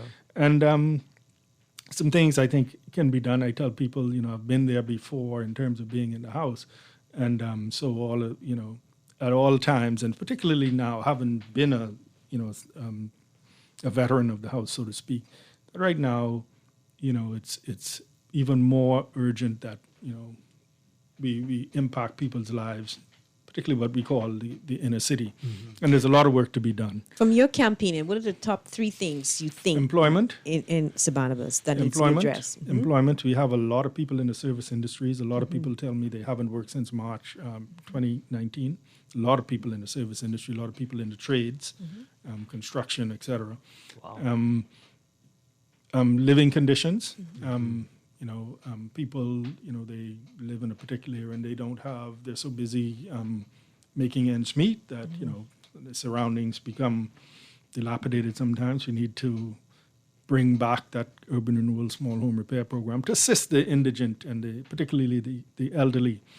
And you said 3? Young people development. You know, we have to make sure that we engage these young people, make sure they have access to the education and the training. The pandemic threw a lot of people back because you had quite a few people who didn't have access to internet and didn't have access to the instruments. And so the education has been dealt a blow. We're looking at doing a summer tutoring program to help with some catch up over this summer. We're seeing how we can do it and respect all the COVID guidelines.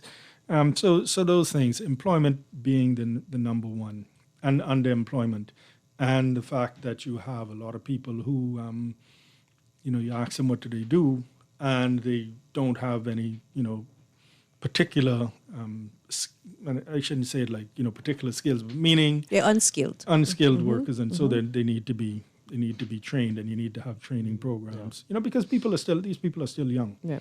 And does that stir in something to you that's a function of a bigger problem in our community, like with education and all these other stuff and family life and all those things that we really have to target? Exactly. On a national level? Family life, particularly because, unfortunately, you have particularly young people. I remember, I'll tell you the story before we go. Walking through met three young men sitting on a porch, and we began to talk. And one says, "Mr. Alcides, how do I get my bail conditions changed?" And I said, "Well, you have to go before the court and ask for it to change." And I said, "Well, what are you on bail for?" "Attempted murder." Wow. Next one, he has on an ankle bracelet. We're talking. He says, "Well, I don't want mine to change because with this ankle bracelet on, they know where I am at all times, so I can't be framed for anything," right? But the third young man was 16 years old. And all I could think as I walked away was, is a 16-year-old keeping company with these two older guys, like 21, 22. And if we don't have an intervention, the same story. Same kind of story. And so you need those interventions. And so are you having talks on the party level, and when you're formulating policy in terms of what you can do and what programs you can implement to help deal with those real life situations that are replicated throughout this country? Yeah, definitely. Part of it is making sure you have positive alternatives, something like the urban renewal and those sorts of programs where young people can get involved and have their time occupied and be taught things like discipline and teamwork and good manners even. And training to give people an alternative, because you would hear people say, well, someone had an opportunity to have a job that's paying enough for them to live. I believe 99% of them would not get into a life of crime. You'll have some who are just they will still do it, but people need to have opportunities to earn a good.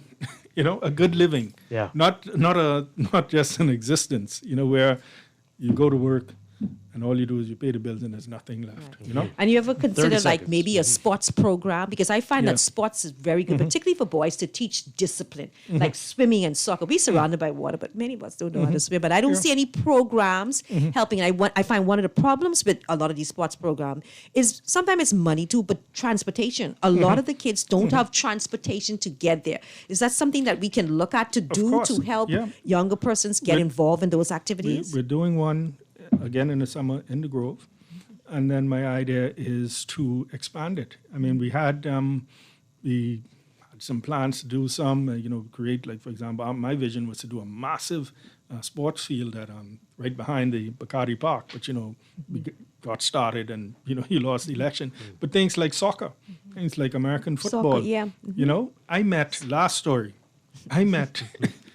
I met two young men from Haitian descent, Bahamians, born here. Excellent runners. One was a 400-meter runner, and I think one was a hurdler. And they excelled in high school. Could not go to college because of the bureaucracy when it came time to sort of like travel for meets in their senior year or even go to school. They had to, at 18, they applied for citizenship. So there was that little gap in there where, they couldn't be considered. And then furthermore, the pressure to go and just find a job because to try and help the parents.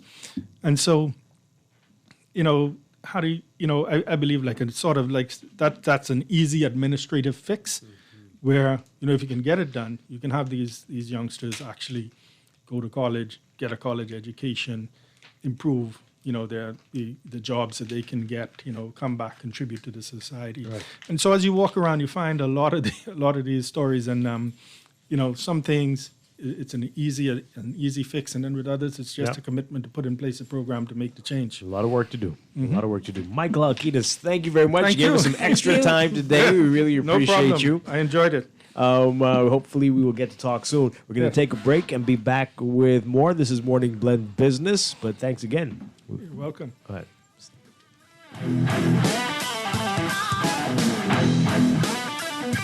You invest in your children, your home, and your community. But are you investing in your financial future? At CFAL, we specialize in investment management, retirement planning, mutual funds, and private wealth management. Our team of experts never stops helping you plan for tomorrow. Because tomorrow begins today. Call us at 502-7010 to see what our financial advisors can do for you. CFAL, growing wealth for future generations. I work hard, and I have a family that needs me, so I have no time for pain. That's why I take Cetamol Extra Strength. It's fast, it's effective, it's relief. Cetamol Extra Strength. Get back to the better you. Cash & Go is now offering Cash Now loans in our mobile wallet. If you would like to sign up for a loan, simply log into your digital wallet, press the Cash Now button on the home screen, complete the application and upload your documents in-app. With a maximum 48-hour turnaround. Sign up today. You can do it at Cash & Go. Pay all your bills at Cash & Go. Send your money from Cash & Go. Top up your minutes. Cash & Go. Pay insurance at Cash & Go. 9 a.m. to 5 p.m. It's at Cash & Go.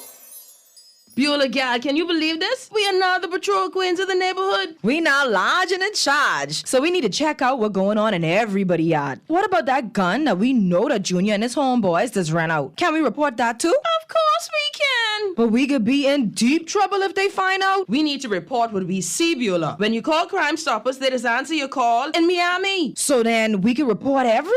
Guns, where they hiding the drugs, who shoot who part of which gang, or who disturbing the peace with the loud music and the motorcycles. Then our neighborhood will be the best in the Bahamas, and everybody gonna want to come live here. And then our house price will go up, gal. So what we waiting on? What's the number? If you see something, say something. Let us all pitch in and stop the crime before it's your time. Call 328-8477 from Nassau or 242-300-8477 from the Family Islands. Or text us through the Crack Crime Bahamas app. Stop the crime before it's your time. This is Guardian Radio 96.9 FM. Fresh news, smart talk, all day.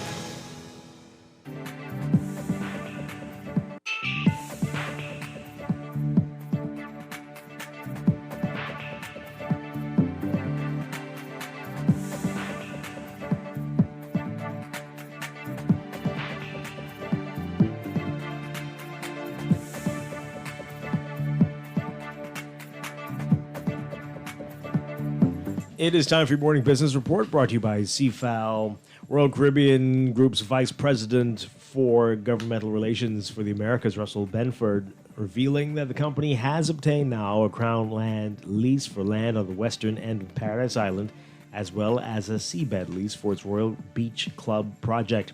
Benford confirming the existence of the leases during a press conference that followed a ceremony to commemorate Royal Caribbean's first ship and the first ship ever to home port in the Bahamas. Benford saying that they've been working on that project for the Caribbean, for Paradise Island, for several years now, and that they were happy to announce that they've received both the lease for the Crown land as well as the seabed right there in Paradise Island near New Providence. Royal Caribbean's Crown land lease has been a contentious topic as the acreage sought by the cruise line reportedly encroaches on Crown land that owner of Paradise Island Lighthouse and Beach Club, Toby Smith, said he was promised by the government. Smith has taken the government to court over the plot of land, though the government seems to have moved forward in granting Royal Caribbean its Crown land. Both entities' site maps show that the Crown land grants overlap. Smith wants 5 acreage of the land, which includes a small sandy portion and rocky portion of the already tiny Colonial Beach, and Royal Caribbean asked for a non-negotiable 7 acres. Benford said early last month that those 7 acres of beachfront are critical for Royal Caribbean's Beach Club, and the cruise line is not willing to scale back the project. Smith released a press statement on Friday saying that Royal Caribbean's president and chief executive officer Michael Bailey extended an olive branch last month, after which a meeting was scheduled. He said he met with cruise line executives and asked them to respect the Crown land boundaries. He said he has already been granted by the government. He explained that Royal Caribbean executives revealed their signed Crown land lease to him as a good faith measure, which thereby ended negotiations between both parties. Read more on this in today's Guardian business section. Noting that that on its current track, the country's fiscal position is unsustainable, economist Marla Ducaron, who is also a leading economic advisor in the Caribbean, said the Bahamas needs to conduct an orderly debt profiling exercise. In an analysis report on the government's 2021-2022 annual budget, Ducaron said that there is cautious optimism on a few growth-oriented initiatives and the revival of the U.S. economy. There is a fundamental need for the government to restructure the existing unsustainable debt. And Minister of Financial Services, Trade, Industry, and Immigration, Ellsworth Johnson, says it's hoped that the first Cat Island Business Outlook held last week would lead to Cat Island once again becoming a major player in the Bahamas' economic space. Cat Islands and Salvador and Rum Key together contribute less than 1% to annual gross domestic product last year, with a combined $35 million, representing 0.4%. Johnson says Cat Island must look at the model of how other family islands have developed sustainably to chart out a path for economic growth on the island. In your Market Watch, recapping trading on the BISX. From Friday, your market movers, AML Foods moving 3,000 shares, closing up 21 cents to $6. BGR 840299 moving 100 unchanged to $100.68. Consolidated Water up 1 cent, closing at $2.53. Emira Incorporated up 5 cents, closing at $11.57. The BISX All Share Index closing at 1,971.46, up 0.95. Recapping the week, the local market ended the week with 8,597 shares crossing the exchange in 13 trades, accumulating a value of $95,367. The BISX All Share Index gained 20.19 points, or 1.03%. Year to date, the index is down 120.96 points, or 5.78%. The week's volume leader, AML Foods Limited, moving 4,257 shares in 4 trades, with a value of $27,227. Value leader, APD Limited, moving 1,340 shares in 6 trades with a value of $50,914. That's your Market Watch, and that is your morning business report brought to you by CFAL, growing wealth for future generations. Tune in tonight to CFAL Talks right here on Guardian Radio 96.9 at 6:30 p.m.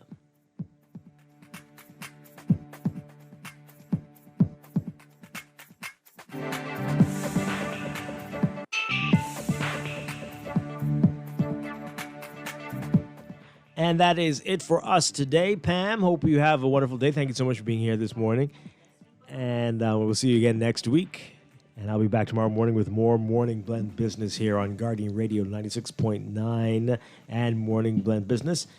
And Morning Blend Business brought to you in part by Cash and Go, now with over 8,000 active users in their handy mobile wallet. No need to wait. Just log on and get going with Cash and Go. Again, we'll be back tomorrow. Everybody have a great day. Stay tuned for On the Clock with Aaron Green coming up next.